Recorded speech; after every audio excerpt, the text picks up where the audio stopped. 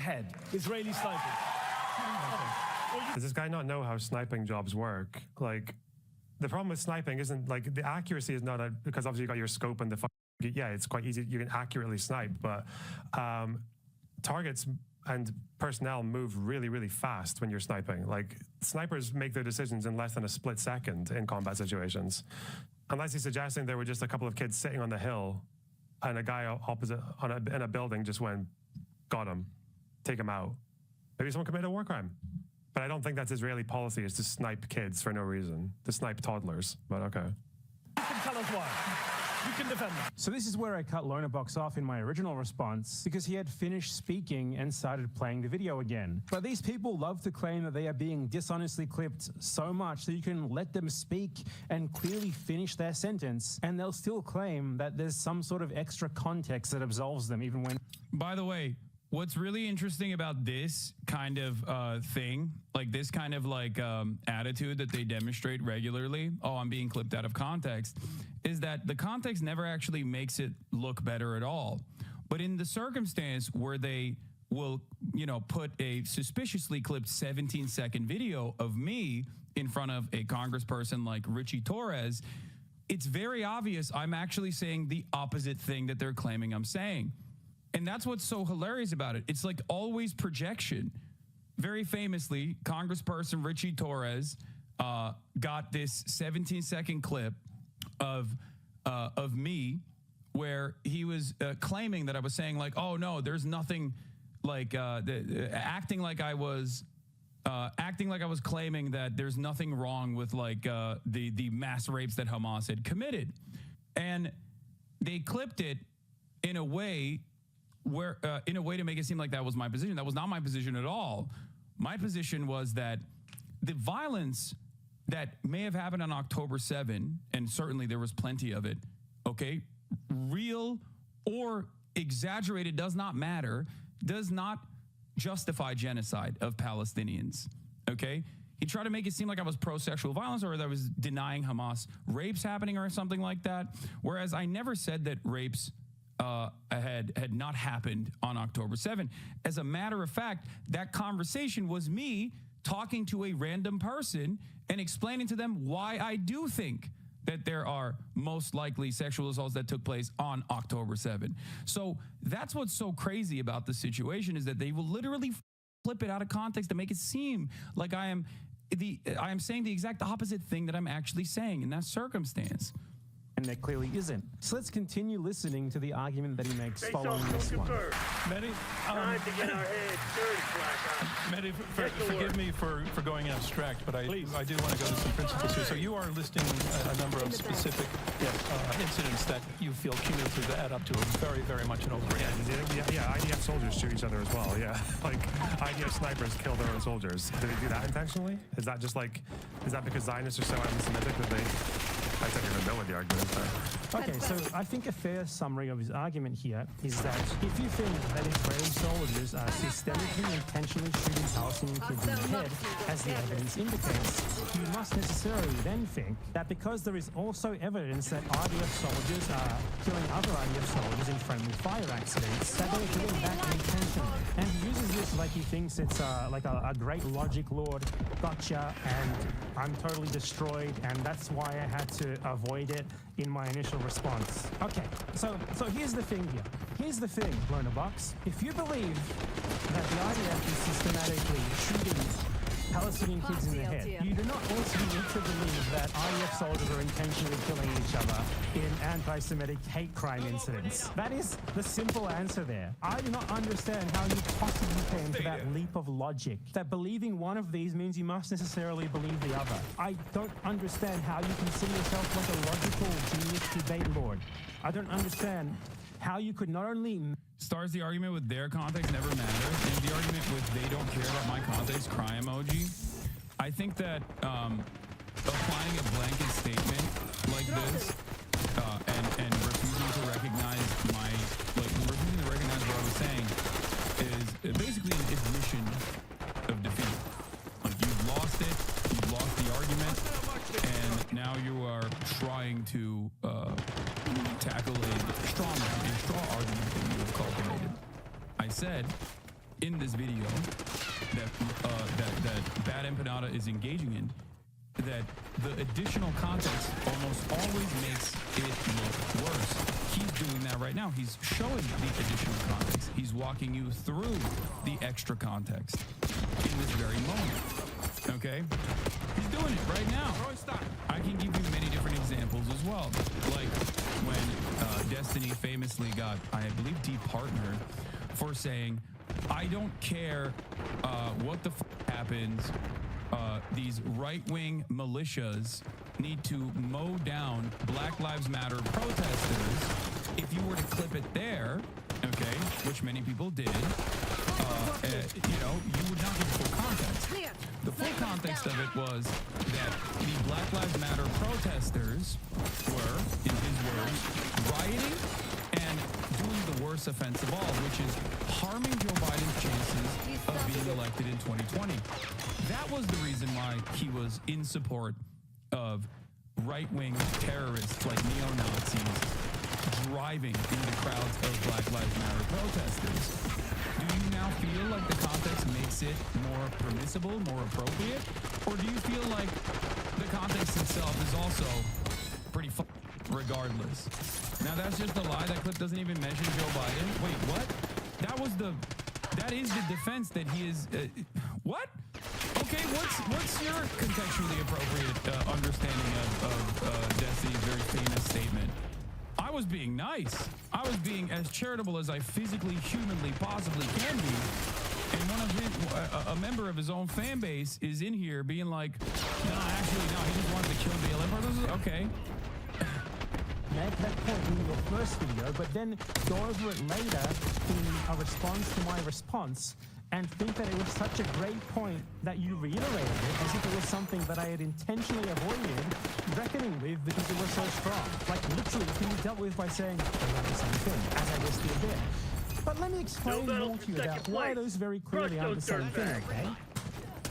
Are you aware that there are friendly fire deaths in every single situation involving armed conflict? Are you aware that there are not systemic, minimum dozens, more than likely hundreds of cases of children being shot in the head in every single armed conflict? Are you also aware that the logical assumption to make when a soldier kills an allied soldier is that it was an accident, whereas the logical assumption to make regarding a civilian of the enemy population being shot in the head, not once, but in dozens, hundreds of different instances, is that it is being done intentionally. I'd like to just apply a logic to World War II, my friend. German soldiers couldn't have shot those Jewish civilians intentionally. After all, sometimes they accidentally kill each other. You should watch out for this strategy in general, but particularly you should from right-wingers like this, because it is one of their favorite ways of blurring the line between reality and fiction. When they find themselves backed into a corner and unable to actually argue on the facts alone, they draw a comparison between two clearly incomparable things that are vastly different and just confidently act as if they're actually the same and insist that if you believe one, then you must also necessarily believe the other, when that is not the case at all, and you can just respond to that by saying, those are not the same thing. Now do you understand how it makes no sense that you insist that if you believe that the IDF is systematically shooting children in the head, that you must also believe that IDF soldiers are anti-Semitic when they accidentally kill each other? Learnerbox's fans, if you're watching this, honestly, I want to appeal to you here. I won't delete your comment, I won't argue with you, I won't insult you or anything.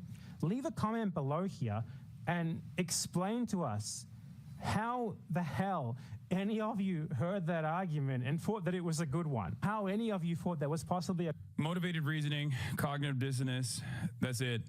People are already primed to adopt this position, either because of their parasocial relationship with their debate daddy or because they already feel that that was the truth. And it is much harder to re-examine your preconceived notions of how the world works than it is to just go along with it and then say that everyone else that's telling you that's not the case is actually cynically saying that for some other alternative reason. In the case of Israel, Israel is the most moral nation on the planet. It's the only democracy on the planet. It's the only democracy in the Middle East. These are very common lies that have been told over and over again, right? And if you grew up with that kind of assessment or that if it were not for Israel. And there is obviously historical truth for why Jewish people would want to have a nation state of their own, for the record, something that I also very readily recognize. When you pair that up with like the real historic violence that Jewish people were subjected to, whether it be pogroms or whether it be the Holocaust, you arrive at this this unshakable conclusion, right?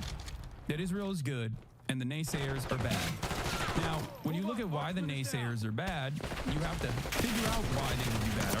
Are they simply attacking Israel because they see that it is unconscionable to operate an apartheid state? It's simply unconscionable to kickstart the development of a nation state by doing the Nakba, which is the ethnic displacement, ethnically displacing 750,000 indigenous Palestinians from their ancestral homelands? Or is it because of some other secret reason? And that other reason is almost always anti-Semitism. It's always anti-Semitism. That's the defense that defenders of Israel apply to the project. It is always people who are being anti-Semitic. Why do you care about Israel so much? Why do you care about Israel so much? Is it because you're secretly anti-Semitic, or is it because you're openly anti-Semitic? That's the counter to it. Okay. And it can't be that it's like an apartheid regime that is backed by American tax dollars, right? It can't be that. It has to be. It has to be some other reason. It has to be some cynical reason. So that's it. Most people want a comfortable narrative that allows them to feel like they're not in the wrong. Yeah, gotcha. The desperation to justify what is clearly a systemic practice that has happened far too often to be anything but intentional is disgusting. But another thing that Lonerbox did as a part of that segment is that he accused me of dishonestly claiming that he denies systemic issues in the Israeli military's supposed conduct in the supposed war in Gaza. So let me just address that here. The problem is not that you not specifically acknowledge individual instances of what you would think are excesses, or you would use some other euphemism. You're already using euphemisms out the ass. Issues in the first place is what a mighty fine euphemism. You would never accept anyone talking about issues with Hamas's conduct on October 7th. So please, miss us with that shit. Yeah, I'm talking like the kids, okay? I'm talking like little kids these days. I'm trying to be cool. I'm old. Just give me my moment. So yeah, that's a clear euphemism. Well, more broadly, when you argued specifically, I showed the clip in my original response. I'll show it again here. Tonight you can choose to be on the side, not of cruelty, not of criminality, but on the side of the innocent people of Gaza who are being killed as we speak tonight, as we speak, by Elon's former colleagues in the Israeli military on the orders of Elon's former bosses in the Israeli government. So yes, I choose to oppose this horrific and homicidal motion. Thank you. I think the problem is that if you want to I'm trying to think of like how you would illustrate what's wrong with what Mehdi's saying. Is let's assume that every case that Mehdi put forward was true. When he talks about particular incidents. Yeah, I know the ADL tweet. I saw it. Okay, I saw it as soon as it was dropped. Hey ADL, y'all got any statement on how someone who said COVID was engineered to spare Jewish people is being nominated to be the head of Health and Human Services? We got one of the largest rumors on Twitter. Software spends the hours after the Amsterdam pogrom minimizing its harm without consequence. It's clear the platform still has far to go. Basketball stream is going to happen very soon, by the way. I'm going to leave shortly.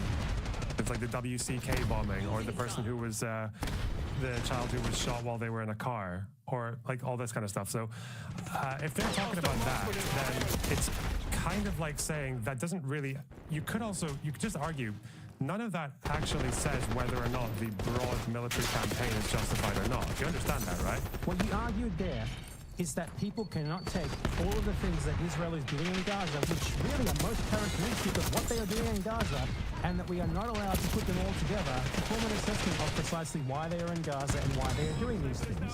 Which is, ethnic cleansing and genocide. Your strategy of genocide apologism and downplaying the genocide is centered around this idea where you try to frame Israeli crimes as sort of isolated incidents, or at best, some sort of like probably systemic behavior, but in isolation, that is not broadly indicative of why the IDF is in Gaza in the first place and why they're doing the things that they are clearly doing. You know, if someone's there in 1944 telling us that they agree that there are some systemic issues in the German military, yet also argue that the wider Holocaust isn't happening, that's still a Holocaust denier, isn't it? In short, you clearly believe that it should be impermissible to consider all of these things together. The reason why you might be happy to acknowledge a crime in isolation or even a systemic practice in isolation without connecting it to the broader campaign of genocide and ethnic cleansing is because, for one, it just sells better. You can keep up this aura of fake nuance that you've got going and maybe pull into genocidal Zionism some well-meaning pro-Palestine people who don't know much yet if you are at least willing to concede a thing here or there against Israel, especially when the evidence is so ridiculously strong that you can't simply deny it, though you still do that most of the time anyway. And two, it's also because you know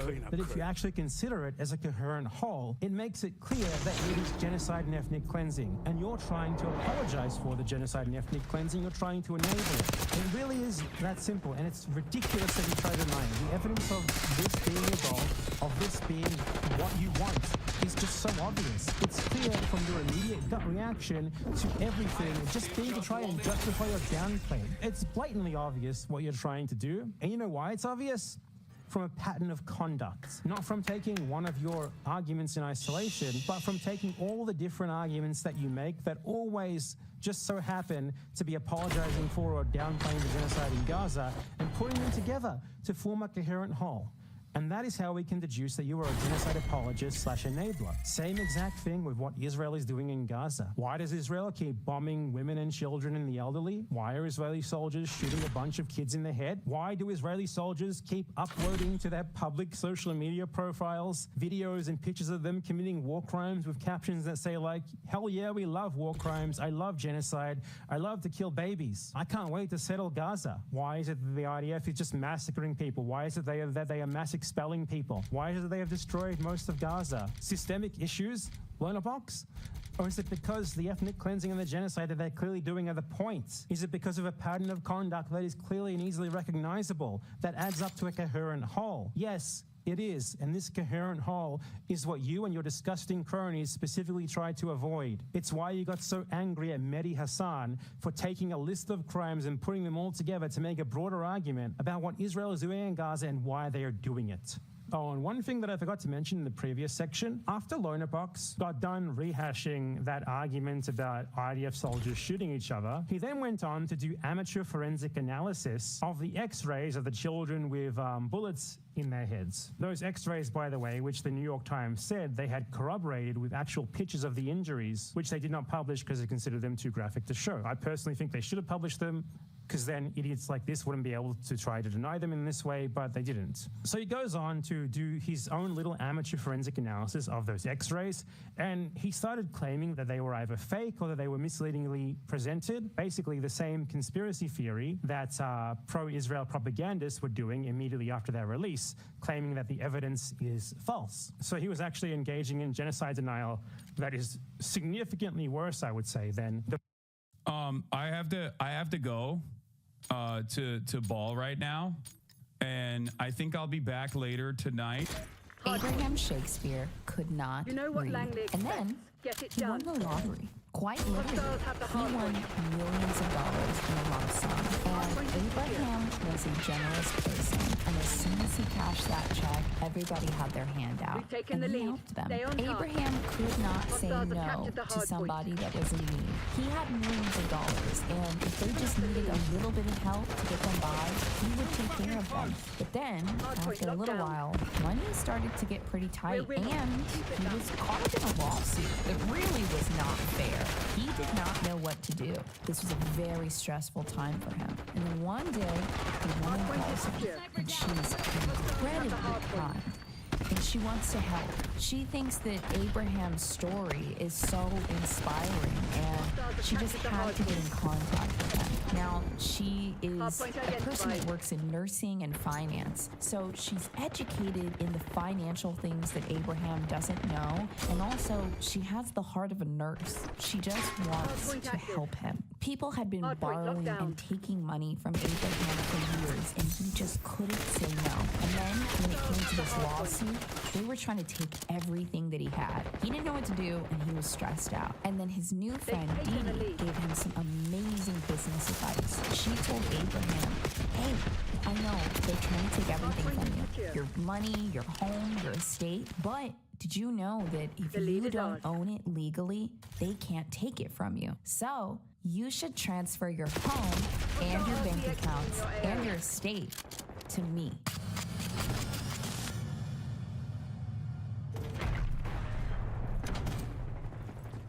Welcome back. It's another week. It's another Sinister. I'm your host, Rose. I'm here with you every Friday.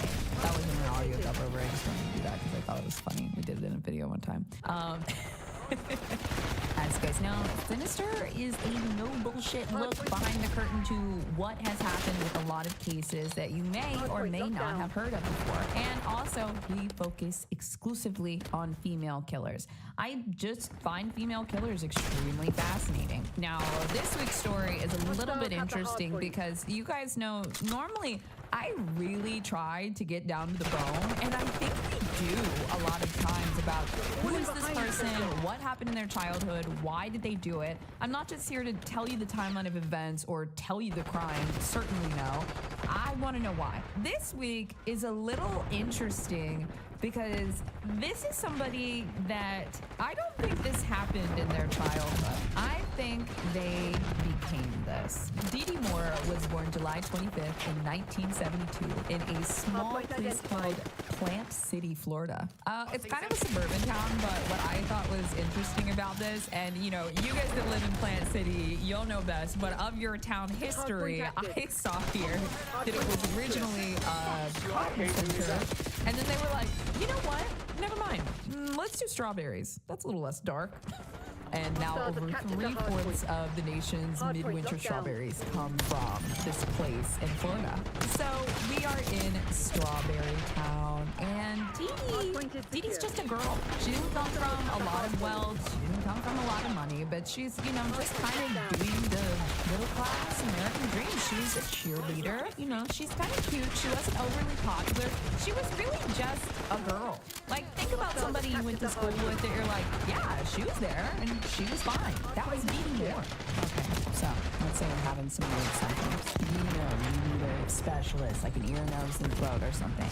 And you know your insurance is Anthem. Well, guess what? You can find a doctor in your area that's less than 10 miles away that has open appointments within the week by using ZocDoc. I guarantee you. Whether you're looking for preventative care or to treat a symptom, or honestly, lately I'm a big fan of go to the doctor and get your checkups so your anxiety gets a little bit lower when something does happen. Man, I can't tell you, now that I'm older, how much better I feel after I just go get that weird symptom checked out, or I just go get my annual physical for the year and just keep up with everything. And it was hard to do before because getting a hold of a doctor and doing something on the schedule, it's tough. It's annoying, okay? I know I say this every time I talk about ZocDoc, but it's true. Nobody likes going to their insurance website, scrolling through, looking through the doctors that have no reviews, by the way. You gotta go and Google them and then do all this stuff, and then eventually you find somebody, you try to call, you got, you know, somebody answers the phone, hates their job. Girl, I get it. And then you're trying to schedule and figure, it's a nightmare, right? Even just describing it makes me anxious. And you know what? My brain would just be like, no, not doing that. And then I wasn't taking the best care of myself. So, guys, I love ZocDoc. I am so happy that they're a sponsor on the show because it's like one of those things that I use myself, I actually trust, and I think is useful for all of us. And the best part is, it's free. But I always ask you to let them know where you came from. If you want to try it out today, you can download the app or just use it in the browser, but go to ZocDoc.com/sinister. That's ZocDoc.com/sinister. Check it out. So after high school, she decided that she wanted to get into nursing. And for Dee Dee, this wasn't just like, oh, nursing is a good job, I'll do that. She seemed to really have a passion for wanting to help people. Now, whether she really had the capacity capacity to help is one thing, but she wanted to. She wanted to be the reason that you were saved or you were fixed. And she was like, I need this. I want this. I want this. One thing that I try to pay attention to when I'm going through these cases is I try to watch as many interviews or interrogations or anything that I can of these subjects. And Dee Dee is very interesting. She has this air of desperation on her. It's the best way I can describe it. When she wants something, it's like, like it's actually quite strange. Now, she veers a little bit off of, bedside nursing, and she goes more into nursing administration. And she's actually managing bills, finances, and stuff like that for the hospital, but kind of trying to help people with these outrageous hospital bills. She cared about people, but her skill set was a little bit more in management. So she's working this job, and then in 1992, she met her husband, James Moore, and they married in 1995. This is why I said Dee Dee Moore, so normal. So normal. The reason why we sometimes can get a lot of information on somebody's backstory or like a really traumatic childhood is when we go to court, sometimes the killer will say what happened to them, or sometimes there's testimony from other family members that witnessed bad things happening decades ago, but they didn't know who to tell, and they didn't know who was going to do anything, but now it comes up in court, right? Well, Dee Dee has been to court, and spoiler, Dee Dee has been convicted. And there is just not a strong history of documented trauma with her. So there's nothing I can really infer. She really seemed to have a pretty normal life from, the early 70s till she got married in 1992 to James. Lived in a normal neighborhood, was a cheerleader, went to school, graduated, became a nurse or went to school for nursing admin, met a guy, married him 3 years later. But this is like chef's kiss, normal. Everything seems to be going right with Dee Dee, but she wants more. And I think that's perfectly normal.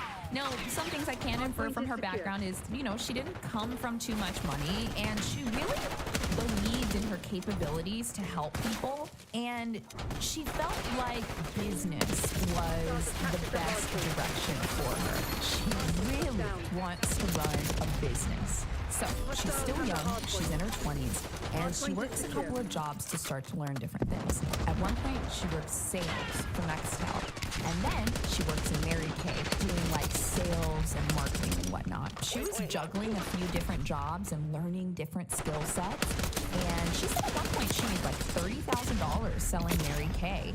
Back in the mid-90s, that's a pretty significant amount of money, especially if you have other income. So she was basically boasting, I'm good at what I do. She was doing so well that in 2000, she ended up getting a $45,000 loan for a black navigator. This was important because she wasn't somebody that grew up with a lot of money, but she knew that when she's selling products, she needs to look good. She needs to have a little prestige. She needs to look like she made it. So the car is pretty fancy, but she feels like it's also an investment in her business. Now, like I said, her sales in Mary Kay are nice, and she was making a little bit of money in some other gigs, but a $45,000 car loan in the 2000s is pretty crazy. $45,000 in 2000 is the equivalent of $84,000 right now. So even though I get it, she wanted to upgrade her car to look like I'm doing well, I can take care of myself and I can take care of your life. It was part of the marketing point. This is like her buying a slightly used Porsche 911. I don't know.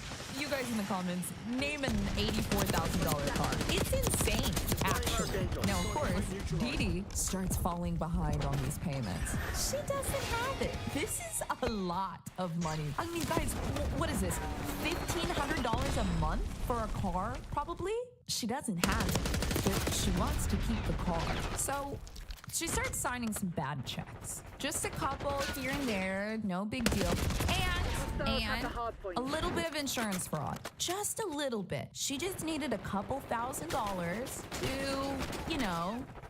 get by. Dee Dee didn't have a history of fudging things financially, but she got into a situation where she had to figure it out. And for her, she was like, it's just so easy to write these numbers on the check and hand it over and walk out of the building. And that's kind of where it started, because she started getting away with it. And she was getting the things that she wanted. But Mary Kay is still not going that well. It's not going Lincoln Navigator well. And the car is about to get repossessed, but Dee Dee can't have that. She's kind of concocted this life around her sales and her car and her lifestyle and her husband. And if the car goes missing, it shatters the illusion of what she's built. Unless the car is taken from her in a way that makes her a victim. And then one day, that exact thing happens. Dee Dee said that she was leaving the post office in Sydney, Florida, when suddenly 3 Mexican men with green tattoos came up to her. They threatened her in a car. They said, we're gonna burn you alive in your car. Actually, never mind. We're not gonna do that because we like this car. So we're gonna let you live, and then we're gonna take the car. And then she threw herself in a ditch and called 911 and told them that story. That was literally Dee Dee's fucking story. 3 Hispanic men with green tattoos were like, hey, we're gonna burn your life in your car. Never mind, just kidding, give us a car, bitch. Bye. Like, actually, like, one of the worst lies I have ever heard. And also, like, it's crazy to me that she didn't think that the police would, like, look at the records for the car. Like, you're 8 months delinquent on this payment, but then suddenly somebody steals the car. Like, come on. So Dee Dee goes really far with this. She's in the ditch, on the phone with 911, while also flagging somebody down. She claims that she's also been sexually assaulted, so she goes to file a police report. She's rape tested, and they question her and let her go. But this is kind of a buzzy story. I'm not sure if it's because people didn't believe Dee Dee more, or if it's just because it's like, wow, something crazy happened in the neighborhood. But somebody ends up coming forward, and they had some interesting information 2 months later. He said, I actually know something about this. The car's on my property because Dee Dee paid me $500 to keep it there and keep it from being repossessed. The police immediately determined that Dee Dee Moore completely made up the crime. The investigators started to dig into her, and they found out that she was just living way beyond her means. For years, she and her husband owed so much money to her landlord, and then by June 2001, her business account that she claimed was going well was already in the red. She had no money. The payments were overdue for her car. The payments were overdue for her multiple credit cards. And there wasn't a lot coming into the business. It's not like she had this big, $50,000 check that was going to clear all this debt out. She was just moving further and further and further into the red with no way out. And she knew it. So by 2001, Dee Dee is being investigated for this really embarrassing lie. She has no money, and now the car company is calling up and they said, okay, bitch, we know you have the car. We need the money. Clock is ticking. Let's go.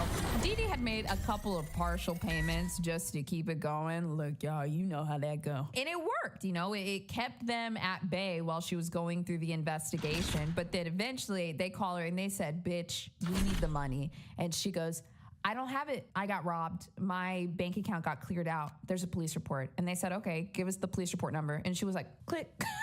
Like, she just, when she couldn't make any more partial payments, she basically was like, the money got stolen from my bank account. I was hacked. Cybercrime, something like that. So she is just stringing on, can't write checks no more, ain't nothing gonna clear. It is not working out. By 2002, Dee Dee Moore finally files for bankruptcy. But she is not going down without a fight. She's like, it's time for me to start another business. And that is when Dee Dee launches American Medical Professionals. They do nursing, staffing, business, and finances. Dee Dee's company is here to help. There's something so dark about this person with severe financial issues, starting a business, handling other people's money under the guise of nursing and hospitals and care. It's like really creepy. Dee Dee's still living in the same town, and her reputation's not shot, but it's a little, so business is slow. And Dee Dee needs help. She needs help from someone who knows how to carve a way forward, who can bring more money into the business. Somebody like Abraham Shakespeare. I first set up my litter robot 3 years ago, and it was shocking to me how fast my cat started using it. I thought that I was going to have to train him on it. I thought, what if I spend all this money on it and he's scared of it? Like, what is possible? But honestly, listen, scooping kitty litter, it is a full-time job, okay? But we love our cats and we gotta do it. Unless you have a litter robot. The litter robot isn't just for you. It's for your cat to have a clean and happy home all the time. It cleans out excrement within minutes, okay? And I know, this is already sounding really good, but stay away from those knockoff litter boxes and only trust the litter robot, which rotates sideways and does not have any closing doors. The safety mechanisms on this one are chef's kiss. That's why it's a little bit more on the pricey side, but don't worry. It has financing options. It's totally worth it. Look, I'm a big fan of it. Stanley's a big fan of it. He pees and poops in that thing about 3 or 4 times a day. And you guys know we clean out litter boxes once or twice a day. He always has fresh litter. Always having a happy time. He's got a little cat hotel over there, okay? So if you want to get a litter robot, whether it's for yourself, whether it's for your pet, or hey, get it as a gift. Girl, do you know how nuts I would go if somebody got me a litter robot? But look, I will say, you know, it's got a price tag on it, so maybe you just keep it for yourself. But consider it, because what a gift. It has genuinely changed my whole life. Now, they have the best offer that I have seen so far for a litter robot. Right now, they're offering $100 off of litter robot bundles and an extra $50 off if you use our code. Just go to stopscooping.com/sinister. That's stopscooping.com/sinister. No off-brand. Keep your cat safe and clean. Abraham was born April 24th, 1966 in Lakeland, Florida. It's about 40 miles east of Tampa, and some of you might be interested to know that Grady Judd from Polk County actually commented on this case years ago because it was in the area. I know a lot of you love Grady Judd. I do too. I was so surprised to see his name in some of the articles. Abraham grew up in a very, very, very poor community. Like, this isn't just like, oh, they didn't have much money, or, oh, you know, their family was spread really thin. Like, no, the whole community was poor. Like, all we know is, how do we get out of here? And do we ever? Like, his neighborhood was that kind of place. Abraham was described as a boy that really kept to himself. He was very, very introverted, and one day he just stopped coming to school. He dropped out pretty early in 7th grade, and he didn't get a lot of help with reading or any schoolwork, and so by 7th grade he was pretty illiterate and he got no further education. Teachers are spread so thin, and then in an area like this, Abraham was not getting a lot of help. And then back home, you know, he didn't have a parent sitting him down, teaching him how to read things, or, you know, he didn't really pick up reading as a hobby. And so there was no practice, there was no one-on-one, there was no nothing. The boy could not read.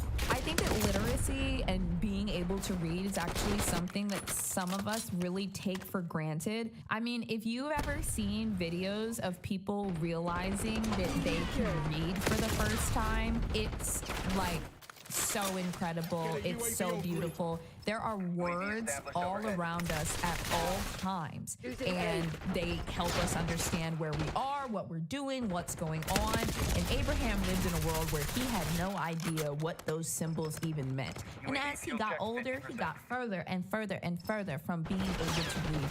He did not have many opportunities at all. And so he lived a pretty difficult life. He picked up some odd jobs in like sanitation, like as a garbage man in a barber shop. He had a lot of emotional problems. He was getting into fights. He was not present for his child. Also, he didn't have any money. Abraham didn't have a dime. Like, he would steal shit. And like, honestly, these are all things, because you guys know I do true crime, that I'm like, don't do that. That's bad. Follow the rules. But like, when I know that the man who didn't know opportunities and can't read. I'm like, well, shit, you can't be stealing that, but what the fuck is he supposed to do? Like, how is he supposed to pay child support making $9 an hour? I just, like, Abraham was dealt a really, really bad hand in life. And then he ends up having, you know, he has his son, I mentioned the child support thing, and he kind of tries to turn his life around. You know, he starts getting into church, he gets baptized, he gets a job as a truck driver's assistant, and so he's not a truck driver making good money, but he's trying to get to that, right? The truck driver's assistant is good for him because over the years he's gonna learn the roads, he's gonna learn the maps, and this is something that he can actually make pretty good money with and do for decades to come. And he realizes this, so he starts working hard, but he's still not making a whole lot.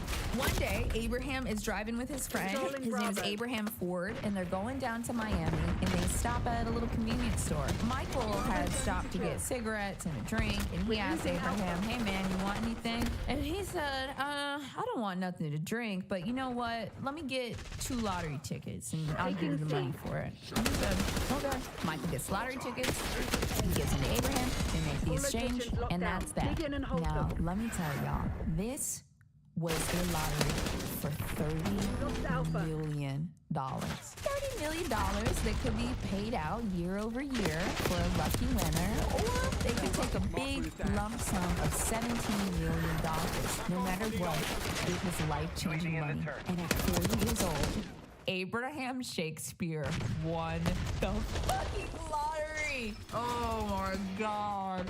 I can't imagine the shock. You know, a lot of people, when we have a lot of money, we play the lottery, not just in hopes of hitting it big. We just want a little hope for a minute. We just want a little something to look forward to that might pull us out of this bullshit, right? For Abraham, man, when they read off those numbers, I bet you that man went into shock. Like, what would you do if you were about to win $30 million? Like, I feel this shock and joy and sickness and excitement and everything for him. And it's crazy. Now, you have the option of being anonymous for some lotteries, and for some reason, Abraham was not anonymous. He was on the news. His name was published. His photo was in the paper. Like, he was everywhere holding his big check. I mean, he was proud, and nobody told him not to do that. Now, Abraham opts for the lump sum payment of $17 million. It takes a little off the top, and it takes the taxes out. So now, this money is his, in cash, and he decides to splurge a little bit. Yeah, he buys a $1.1 million house. I would say, if you just got a lump sum of $17 million, sure, go ahead, get yourself that $1 million house. Buy it cash down, no interest. Okay, Abraham. But then, you know, he starts to give away some money to friends and family. He puts away $1 million for his son, which previously he was very much criticized for not being in his child's life and not taking care of him. The first thing he did was put away $1 million in a trust fund for his son that he's going to appreciate as well. He then gives $250,000 to his stepsisters, both of them.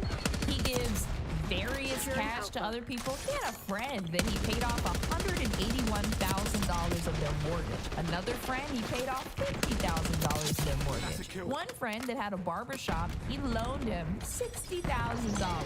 Bro, $60,000 loan, he won't get that money back, you know? But, you know, Abraham at first was giving out all of this money, and then when he realized how quickly it was depleting, like, I mean, I just rattled off pretty much $1 million right there. He started putting some parameters down and then also asking people, like, hey, can you pay me back? And they said, sure. They weren't paying him back. In fact, they were coming back with their hand open for even more money. It's like no amount of money is ever enough for anybody. And Abraham's trying to enjoy his money and splurge a little bit, but when somebody comes up and says, hey, I really need help, I mean, $5,000 or $10,000 for somebody that's in trouble, I mean, it's nothing to a millionaire, right? But it's everything to them. And he feels so guilty that he can just take away their problems. He just keeps doing it. Small amounts, big amounts, and they just keep asking for more. And there's a sense of betrayal in that. Haven't I always And then there's another slap in the face where his friend Michael that went in and purchased the ticket for him and gave it to him, well, he files a lawsuit against Abraham, claiming that Abraham actually stole the ticket from him, and he owes him $1 million. Luckily for Abraham, a jury ruled in his favor after a grueling trial, but there's so much sadness in all of this when this money was supposed to be a happy money. With this depression, Abraham is spending money very quickly. And after just 2 years of winning a $17 million payout, he only has $1 million left. I wasn't really upset that, like, you know, the lottery teams don't have referrals for winners. Like, here's an attorney that you should put on retainer that's reasonable. Here's a financial advisor that you should, you know what I mean? I feel like if they just put a few small parameters in place and these people had like a small team that was like maybe $10,000 a month to handle all their shit. This is like sad, you know, and it feels very preventable. And I'm like, I can't believe nobody fucking told him. He needed help. And unfortunately, in October of 2008, somebody finally reaches out to help. And unfortunately, it's Dee Dee Moore. She calls Abraham saying that his story is inspiring. And he is a kind and sweet, gentle soul that's incredibly generous. And not only does she want to tell his story, she wants to write a book about him. He's just that amazing. And Dee Dee is saying all these things that Abraham had never heard before. And also, he is so alone and he is so down on his luck and he just can't trust anybody. Here's this woman that has a nursing background and she has finance experience and business experience. She could really help him. Not only does she present herself as somebody that can help, but they actually kind of start to hit it off as friends. Like, they get along well. She's building a lot of rapport with him, and Abraham is gullible. He's gullible, vulnerable, and doesn't really know what to do next. So Dee Dee starts to position herself as his financial advisor. Things moved very quickly. Between October 2008 and January of 2009, their relationship had progressed so much, and Abraham trusted her so much that he transferred his home into Dee Dee's company, American Medical Professionals, and then she helped him supposedly create an organization or an LLC under her umbrella, and then it gave her access to sign money for his account. So she basically had him transfer his entire estate to her, and then she created like a dummy company so that rather than her signing as Abraham and like pretending to be him, she legally could sign as this company and sign his checks, approve authorizations, approve transfers. She was a partial person in the company. Now, a lot of news articles reported that Abraham's house was worth $1.1 million, but in the property records, it actually said that she transferred his home with a worth of $655,000. Sometimes people fudge things on paperwork, but regardless, it was a very expensive home. After she transferred the home and had all of the equity in the home, she then went on to withdraw hundreds of thousands of dollars in cash and also bought herself a Hummer, a Corvette, and a truck. And then she went on vacation. She later would claim in court that this money was a gift.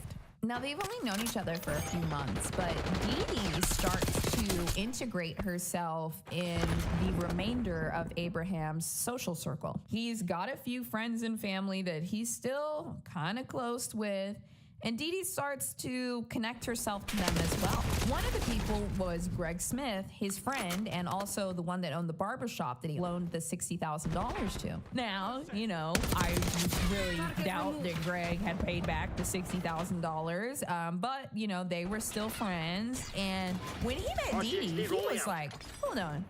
I don't trust this lady. Something don't smell right. And he was just not jiving with her. And that really frustrated her. But because Greg didn't really trust Dee Dee, you know, this kind of rang some alarm bells with Abraham, because to this point, it had just been her and him. Just me. On top of that, he starts to get a little suspicious of her because he has access to his accounts, and it feels like the money is moving to places that don't make sense. And so he decides to confront her. And after that, Abraham goes missing. Abraham had been missing for a few months, but his family had heard him talk about getting out of town before, how stressful it was that people really just wanted him for money, and maybe he would leave. But when they hadn't heard from him by November 2009, they finally decided to file a missing persons report, and the police look into it. Nobody had seen him for months. But when they talked to friends and family, they said, well, maybe he left. Maybe he went to an island. Maybe he went to live on his own. And also, actually, there was a video of him saying that he was leaving. A video saying that he was going to Beirut. And the video was shot by Dee Moore. And also, he seemed kind of uncomfortable in the video. It was really, really strange. So much so that the police barely even took this into evidence at face value. Like, oh, could he be in Beirut? They just said, oh, this video is evidence. Who shot this? But it was still possible that he could have just left. Like, nobody is jumping to something darker yet, except for Greg, the barbershop owner, because he has his sights fixed on Dee Moore. He was like, I'm on to you, bitch, and you're not going anywhere. So he started questioning Dee, like, hey, have you heard from him? Where is he? And Dee Dee's got a new story all the time. First, she said he's in Miami. Then he's in Texas. Then maybe he's on a cruise. Yeah, what happened to Beirut, Dee Dee? What happened to that? Greg is just not buying it. And also, he knows his friend. And then the big red flag for him and his family is the holidays roll around, Thanksgiving, Christmas. Nobody hears from Abraham Shakespeare. It just doesn't make any sense. He's not faking his death, you know? It's like, send a postcard, make a call, something. He loved his family, and there were still a few people he was close to. So when he doesn't call for the holidays, everybody knows there's something going on. The detectives at Polk County, where Grady Judd is, they start to get involved because you know what? It is past Christmas, and nobody has heard from this man since April. Bro, like, alarm bells. Nobody has heard from the fucking lottery winners since April, and we're just over here shuffling papers. In the very least, they really start to get involved, and the main lead they have is Dee Moore. They're calling Dee Dee on the phone. They're showing up at her house. They're calling her to the station, and Dee starts to feel the pressure. And suddenly, after months of silence, Abraham's mom gets a text from him. It was kind of weird that Abraham was sending a text, but he also calls. And he assures his mother, I'm fine. What's going on? Like, it was so strange. Months of radio silence, nothing during the holidays, no well wishes, but finally an agitated call to say, hey, lay off, I'm fine. But it was still strange. It turns out that wasn't Abraham at all. You're not gonna believe this. It was Greg Smith, the barbershop owner. For the past couple of months, Dee Dee had lightly manipulated him into thinking that maybe, just maybe, Abraham was still alive. And we needed to let his poor mother that it was okay. So Dee Dee offered Greg $300 because he needed cash at the time to pretend to be Abraham and call the mother. Call Abraham's mother and pretend to be him. This is a weird scenario. I can only assume that Greg needed the money. And also, I can only assume that maybe he thought there was a world where Abraham was still alive and he needed to call and calm the mother or something. I have no idea. Honestly, I think he just needed the money. That's why I told y'all earlier, I can't let Greg be the hero in this story, because why the fuck did you make that phone call, buddy? Now, the mother doesn't really believe that this is Abraham. I don't know why Dee thought, like, hey, these two black guys are gonna sound the same on the phone, but a mother knows what their child sounds like, okay? And it just wasn't really working. And then I think that Dee Dee had maybe convinced Greg that maybe Abraham wanted him to do this or something like that. Like, she had manipulated Greg somehow, but I do think the money was a big part of it. But afterwards, Greg says he got a text message from Abraham. The text is short, but he supposedly texts Abraham and says for him to give him a call. And then Abraham texted Greg back, the barbershop guy, and said, quote, I'll, with an apostrophe, give you a call soon, period. It sounds like such a simple sentence to us, but Greg knew that Abraham Shakespeare could not have texted this sentence. He was completely illiterate. This weighs really heavy on Greg, and not too long after, he was approached by investigators and asked if he's willing to be an informant, and he says yes. Now, Greg strikes me as kind of a confused guy, because when he talks to the investigators, he is saying all these things that are total fucking red flags, but his energy is, I think it's possible that Abraham could be dead, and I think Dee Dee might have something to do with it. Like, it's not definitive, but he's smelling shit in the water, and he's telling the investigators. So now they have Greg as an informant who speaks to Dee Dee pretty regularly, and this is crazy. One of the few times that the internet did their job with true crime, because now in 2024, people just be going crazy, like on TikTok Live with some crazy conspiracy theories. But back in the early 2000s, some people on a forum got pretty interested in this case, and they started producing property records. Things that the police department said they needed a subpoena for and they couldn't get. These people online had somehow found the property records and the transfers. So the investigator is looking at this forum, and there's a woman named Cindy Parrott. She found the property records and news articles that interlaced with them, and she, along with some other people, found out that Abraham's home was the property of American medical professionals, Dee Dee's company. Now, you and I knew that since the beginning, but the police didn't know this. They couldn't get the subpoena, and so they didn't have the records. But these people online found them, and they started posting them. And so the detectives are keeping up with this thread, and they're also ready to use Greg Smith. Like, we are zeroing in on Dee Dee. Because look, y'all know, it's hard to catch a liar. It is hard. I mean, social media is around at this point. We're like roughly around the 2010s. And they're looking at Dee Dee's stuff, and they see she's posting pictures inside of Abraham Shakespeare's home, almost a year after he hasn't been seen. Not only that, but she's living it up in his home. She's throwing parties, she's decorating, she's putting her little spin on it. Not like the property's just in her name. It's like she lives there, and it's like she's loving it. So one investigator had already been watching this thread, but then this guy, David Clark, who is like a full-on detective, he gets involved, and he was pretty impressed. He actually said, quote, I get on the internet, and I come across this web sleuths forum. You have 10 or 15 people finding property purchase agreements, financial records. I questioned, how are they getting this information? I need a subpoena to get it, but they've already got it. The information was accurate. They used it in the investigation. But then, this is crazy. The police department actually posts on the thread thanking the web sleuths for finding all this information. So now they're looking for more stuff. They're doing more. They are going after Dee Dee hard. And then guess what? Dee Dee shows up on the forum. She posted on the fucking forum. And she says that they're all crazy, and she denies ever being involved in Abraham Shakespeare's disappearance. Bitch, can you guys believe back in the 2010s, we had the Facebook girlies looking for who did what, and then the police department commenting, and then the killer themselves. This would be like if there was a group about the Kohberger case, and then fucking Brian Kohberger and the police department commented on it themselves. You know what I mean? Like, this was crazy. Then the case breaks wide open. Like, we know it's Dee Dee. We just have to. So they ask Greg if he's willing to wear a wire. Ugh. Fucking Greg. Like, Greg, just be a hero, okay? Be a hero and be confident, okay? He has these up and downs and up and downs. He's integral to our case, but fucking Greg.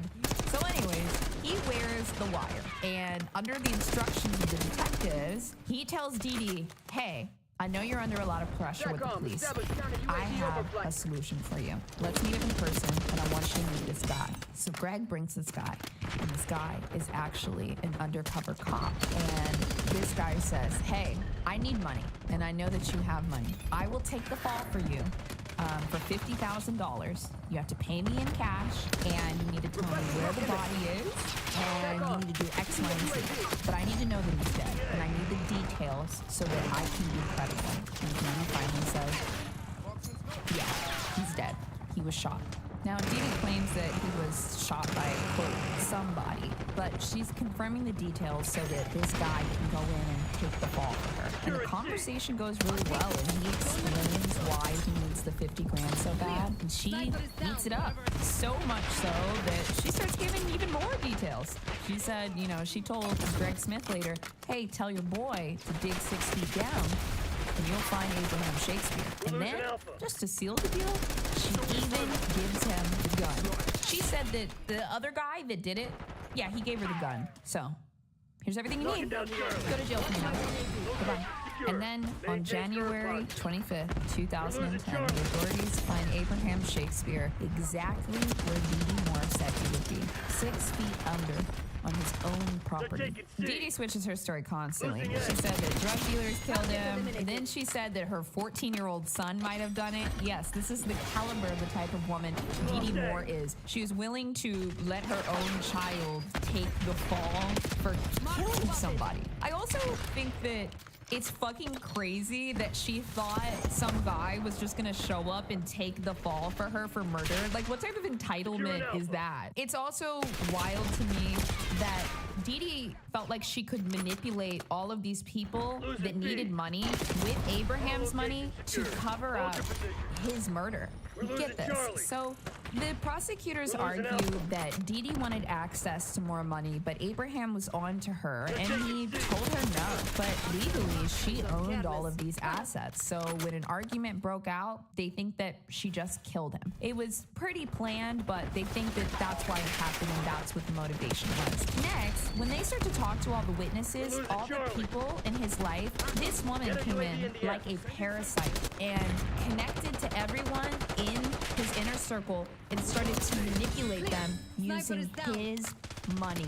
At one point, she offered someone a $200,000 house in exchange for reporting a false sighting of Abraham. Then, she sent Abraham's son $5,000 in cash for pretending to be him on another phone call. Abraham's ex-girlfriend, a woman named Centuria, said that Dee Dee made her think that he had run off with some lady from the bank and that he was talking all this smack about her, and Dee Dee wanted the ex to turn on him. She was trying to get in with the ex because she was still connected in Abraham in some way. And on the stand, she actually said, this is crazy to me. One of the witnesses said that Dee Dee came to them and said, if you help me, I'll help you clean him out. She was so greedy and she wanted money so bad that she assumed everyone around her had no morals like her and just wanted money. So she's throwing out all of this money, his money, to manipulate the people in his life, ultimately before she kills him. What a fucking demon, bro. What a demon. And this is why I said Dee Dee Moore is an interesting character, because she's not someone where this all started from childhood. There is a clear pattern of escalation and getting away with it, and escalation and getting away with it, and escalation and getting away with it, all the way up into millions and millions of dollars and murder. Now, money is a major motivator, but even worse, later on, the prosecution showed a video that made it seem like Dee Dee was pretty linked to Abraham's killing. Sometime around April, in some Walmart footage, you could see her rushing around, buying large amounts of duct tape, trash bags, and plastic sheeting. Those items were later found next to his body in the grave. The defense barely made a case for Dee Dee. And also, she had a bunch of strange emotional outbursts in the courtroom. Dee Dee is a very desperate person. It's so interesting. Like, this is a core personality trait of hers. When she really wants something, she gets a little antsy, and it makes her anxious because she wants it so bad. I've never seen anything like this. Like, she's just really, and even in the courtroom, she's like not on anything. Like, this is just who she is, and she's got to have it, and you got to believe in her, and you got to like her, and you got to trust her, and give me the money, give me the money. Like, she's desperate. She is the most desperate person that I've ever seen. You can see it in her actions, you can see it in her conviction, you can see it in her mannerism. The jury deliberated for 3 hours and 16 minutes. I'd love to tell you guys when I can actually find the time, how long the jury actually deliberated, because it shows how much they just didn't buy her bullshit. And they convicted her of first-degree murder and possessing and discharging a firearm.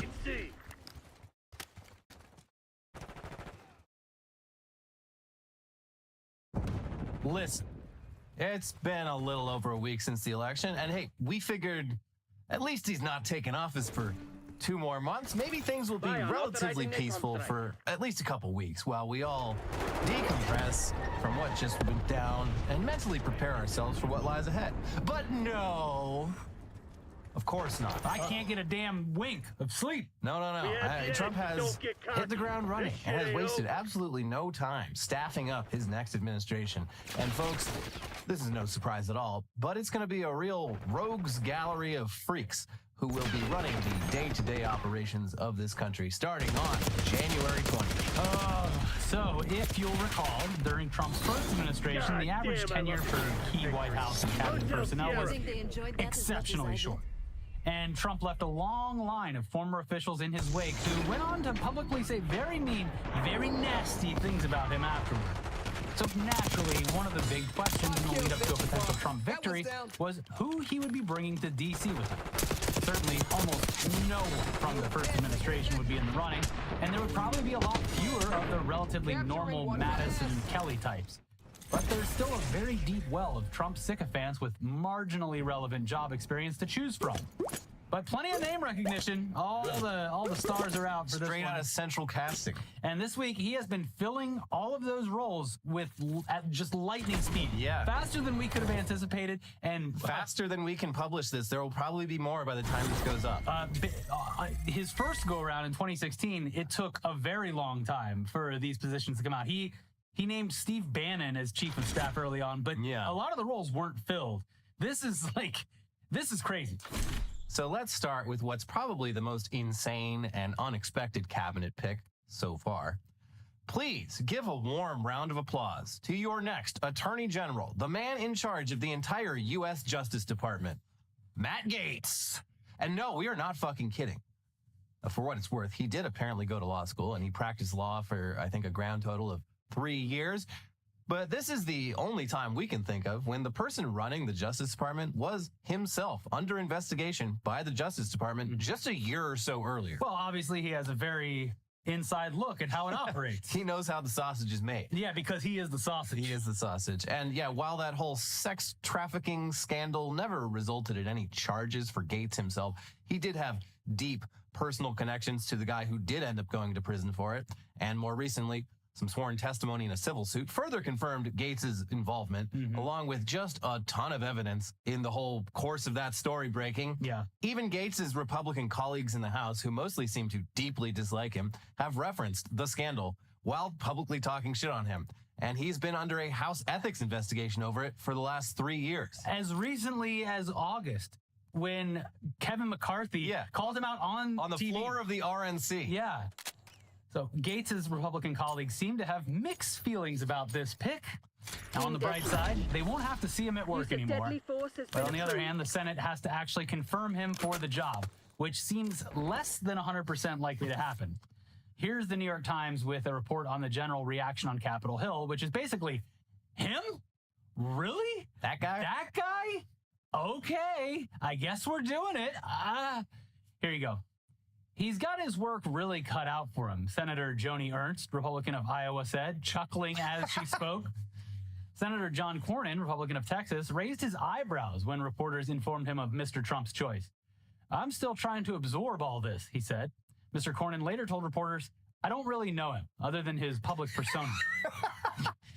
Probably adding, and that public persona, not great. I don't know his reputation as actually doing things in the government, but I know his personal reputation of being a weird sicko creep. Always good when your actual job has nothing to share, and everyone knows everything about what they've heard of you on TV and news and criminal cases.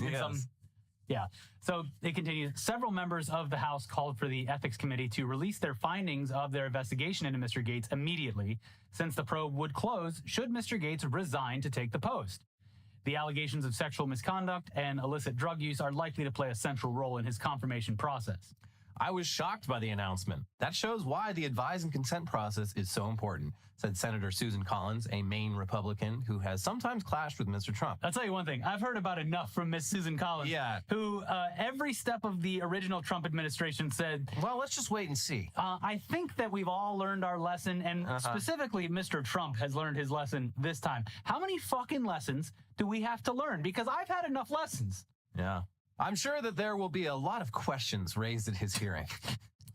I don't think he's a serious candidate, Senator Lisa Murkowski, an Alaska Republican who also has broken with Mr. Trump frequently, said of Mr. Gates. Even some of Mr. Trump's stalwart supporters declined to offer support. Senator John Barrasso, Republican of Wyoming, refused to speak specifically about Mr. Gates' candidacy, repeating that he was looking forward to all of Mr. Trump's nominees receiving confirmation hearings and getting the president-elect's cabinet in place. Senator Chuck Grassley, Republican of Iowa and a former chair of the Judiciary Committee, stood expressionless as reporters asked him if he had any concerns about Gates, refusing to answer. Although, to be clear, that man is 100 years old. Yeah. He could have just been having a Mitch McConnell moment where he, the hard drive skipped. Sorry, I'm having a Malax moment. No, but it is very telling that your administration's cabinet picks are eliciting such a response from people that you would consider friendly to your cause. Team. Yeah, just the idea that people are even saying no comment to an appointment from the next administration is very telling of how bad this is. Well, it's like not even just that they personally dislike this guy. It's like this is an important job. Yeah. And even if your plan is to enact just pure evil upon this world, you want someone competent. Yeah. And Matt Gaetz does not give off Attorney General vibes. Doesn't seem like anyone trusts him or that he's actually qualified for the job. He's only being positioned there for retribution. Yeah. The most retribution you could get. Here's ABC News with some more. Several House Republicans meeting behind closed doors said there was an audible gasp in the room when they heard Trump had picked Gaetz. Representative Max Miller, Republican of Ohio, a former Trump aide who was particularly critical of Gaetz following his efforts to oust then-Speaker Kevin McCarthy last year, strongly disputed the choice, predicted Gaetz wouldn't be approved by the Senate. I just think it's silly. I believe that the president is probably rewarding him for being such a loyal soldier to the president, but the president is smart enough, and his team is smart enough to know that Mr. Gaetz will never get confirmed by the Senate whatsoever, he said. And so this is just going to be a very long period of time for him that he's going to get excoriated by members of the Senate on both sides of the aisle because he's never been a team player and he's never helped out this conference. Miller said that there's two types of chaos, saying Trump brings one that is positive, but the one that Gaetz brings breaks things. It'd be your own team sometimes. Yeah. And just to add to the pile-on, here is the very conservative Ben Dominic, the husband of Meghan McCain and the founder of The Federalist. This is a dyed-in-the-wool conservative, and here's what he wrote in a blog post this week. I realize that we are occasionally given to hyperbole about the untoward nature of politicians, but let me be clear. Matt Gaetz is a sex-trafficking, drug-addicted piece of shit. He is abhorrent. His eyes are permanently rimmed with the red rings of chemical boosters. In person, he smells like overexposed Axe body spray and stale Astroglide. The fact that he boasted on the floor to multiple colleagues in the House of Representatives of his methods of crushing Viagra and high-test Red Bull to maintain his erection through his orgiastic evenings is perhaps the least offensive of his many crimes against womanhood and Christian faith. The man has less principles than your average fentanyl-addicted hobo. He likes them underage, and he's not ashamed about it. Matt Gaetz isn't just your average extreme Florida MAGA man. He's a hypocritical ass with the worst Botox money can buy, pursuing an ever thinner nose and higher cheekbones at every opportunity, like a real housewife gone mad for fillers. Every Republican in Washington has an opinion about Matt Gaetz, and 99% of those opinions are, keep Matt Gaetz away from my wife/daughter/friend and anyone I care about. He is a walking genital, warts included as a bonus. If I was merely attempting to count the number of women I know who have had bad experiences with Matt Gaetz, I would run out of fingers and toes. If you vote for him to be the Attorney General of the United States, you don't just need your head examined, you need to be committed to a mental institution. The man is absolutely vile. There are pools of vomit with more to offer the earth than this STD-riddled testament to the failure of fallen masculinity. You know, you hate to give it to him, but that was a pretty accurate description of everything we've known or learned about Matt Gaetz in the past couple of years. He is, a walking testicle. That's a pretty good summation of what he is. But Gaetz himself, he seems confident enough in his confirmation that he's already resigned from the House of Representatives. I got a new job. Don't worry about me. I'm going to be just fine. Yeah.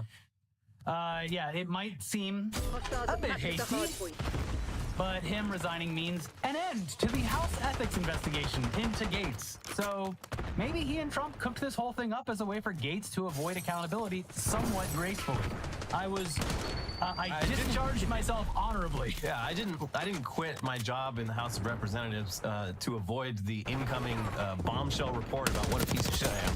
I quit because I was appointed as the Attorney General, and well, I guess it just didn't work out. Anyway, back to the lobbying, back to the public sector. Be a lobbyist. Might actually be the boss coming to him early and going, hey, you might as well quit. You're on the chopping block. Yeah. Let's just save your reputation It's a little pretty bit. clever. Yeah. Or maybe he does get confirmed as Attorney General, and we all sink slowly into hell, burning alive in the process. Yeah, but he could actually become the Attorney General, and then the DOJ takes an active role in policing all of the GOP's most deranged culture war grievances, with one of its most deranged culture warriors at the helm. I shudder to think what's possible. It's going to get so dumb. Either way, we get to see Matt Gaetz get publicly shivved by his former colleagues on live TV, or we get FBI raids on elementary schools because someone's sister's husband's cousin's neighbor heard they were letting furries shit in litter boxes. We do prefer the first option. Yeah. The second option, not going to be as fun for him. Yeah. I mean, the one thing, the one silver lining, if he does get the job, is that you know he'll be fucking awful at it. And will be very effective. But he also has a lot of grievances that I'm sure he wants to focus the full might of the law at, and that's scary. Yeah. So, there's no winners here. And he can focus that law away from other things, which is also very helpful for him. So despite Republicans being stoked about another Trump term, they're clearly less stoked about some of his cabinet picks. And that's also true of his choice for Secretary of State. Come on down, Little Marco. What Trump used to call him, Little Marco Rubio, because yeah, the history between these two guys has mostly consisted of Trump ruthlessly mocking him during the 2016 primaries. And in the 8 years since then, Rubio has been mostly staying off Trump's radar by being a good little soldier and quietly embracing the Trump legislative agenda.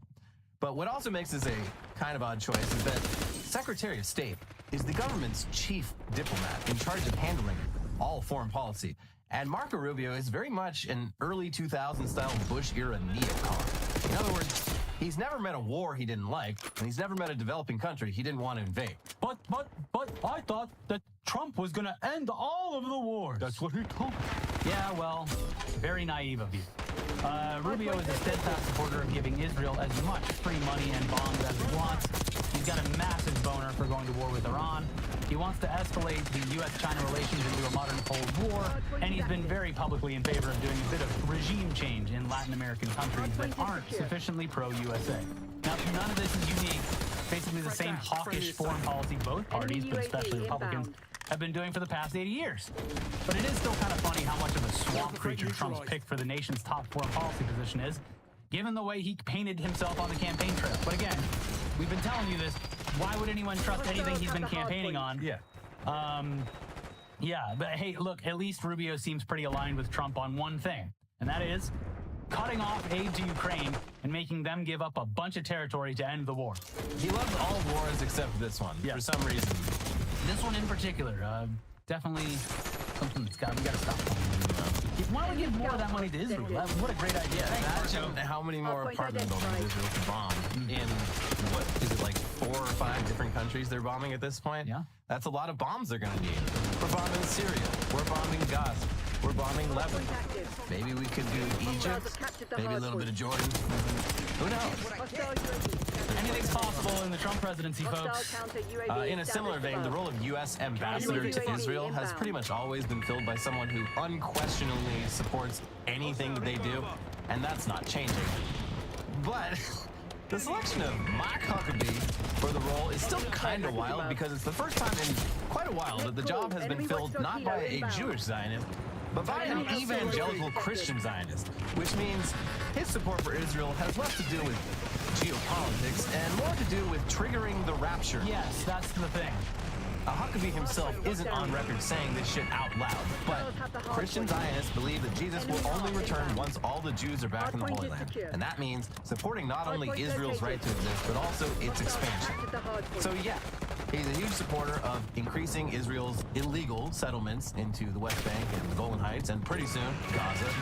He doesn't even pay lip service to the two-state solution and thinks Palestinians, who he does not consider a legitimate ethno-national group, should all just move to Egypt and Jordan. Get out!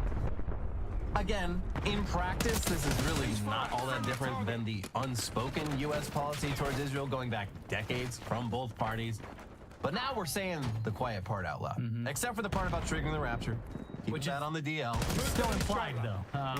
Anyways, in a similar vein, the next U.S. ambassador to the UN won't be all that different functionally than the current one when it comes to running cover for Israel's war crimes and vetoing any attempt to do anything about them. She'll just be louder and more annoying about it. Representative Elise Stefanik is one of those Republicans who has made it through multiple eras of her party's metamorphosis by essentially just going with the flow. From the Bush neocon era to the more moderate Paul Ryan era to Trump.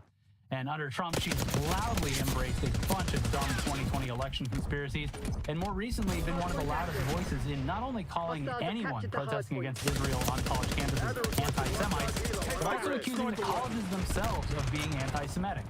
She's also got basically zero foreign policy experience and is the latest in a long line of Republican UN ambassadors who would clearly rather the UN did not exist at all. Yeah. I'm just here so I still get paid. The goat of this was John Bolton under Bush, who very on record many times saying the UN should not exist. Yeah, I shouldn't be doing this right now. The one advantage that she has over John Bolton with the Trump administration is that Trump was not a fan of that mustache. No. What's he hiding under there? It's got to be something suspicious. Yeah. That's why we picked Elise. She can't grow a mustache. So there you go. Well, so far, this is just a bunch of Republican lifers who have molded themselves into whatever the party is currently all about. But then we get to the new Secretary of Defense. And we've got a guy who very much fits right into the more fashy Christian nationalist side of the MAGA movement, while also still being a throwback to the Bush-era version of the party. Pete Hegseth is our next Secretary of Defense, and that is sure to excite your Fox News devouring uncles, because Pete Hegseth's job for the past decade has been as a Fox News talking head. That's the guy from the TV. Now, to be fair, before that, he was a major in the Army National Guard, and he deployed to Iraq and Afghanistan, along with a stint as a prison guard at Guantanamo Bay. That one was just for fun, though. Yeah, that was for me. I was just blowing off a little steam. And since returning to civilian life, he has defended the existence of Gitmo, and apparently personally convinced Trump to pardon a bunch of soldiers who were convicted of war crimes. Not even just accused of them, already convicted under the military court system we have in this country to deal with that, where the bar for actually getting a conviction on anything like that is exceptionally high. Yeah, there is photo and video evidence that he got Trump to turn a blind eye to. Look, they were just blowing off steam when they mutilated those corpses. That literally, he explained to Trump that this is what tough guys do, and Trump was like, yeah, tough guy wouldn't play by the rules. So, yeah, it's no surprise someone like that is also an anti-Muslim bigot. But Pete Hegseth's bigotry has the added element of Christian nationalism, as demonstrated by his Deus Vult and Jerusalem cross tattoos, which reference the Crusades and are popular symbols among the Christian far right, and his ties to Christian nationalist Douglas Wilson. He even wrote a book called American Crusade, about how we basically need another crusade, this time to get all the Muslims out of the West. And unlike Huckabee, Pete Hegseth has publicly made clear that his Christian Zionism stems from wanting to trigger the rapture, even endorsing the idea of demolishing the Muslim holy site, the Dome of the Rock, to rebuild the Temple Mount Synagogue. As for what he'll do as Secretary of Defense, based on recent statements, he'd remove women from combat roles and would enact an extensive purge of the military leadership, which he believes is full of woke officials who support DEI. Okay, it's the military you're talking about, sir. Yeah. But sure. The military's gone woke. He'll also presumably continue his 15-year streak of proudly never washing his hands, because that is a thing. And he mentioned it on Fox News. And also, I believe, isn't this the guy who accidentally hit a drummer with an axe? Yeah, he was doing some axe throwing outside the Fox News studios and totally bungled it. And the axe went over the target and hit a drummer. Luckily, a marching band guy. Not on the blade side, but yeah, he hit a guy with an axe. He was this close to murdering someone on U.S. soil.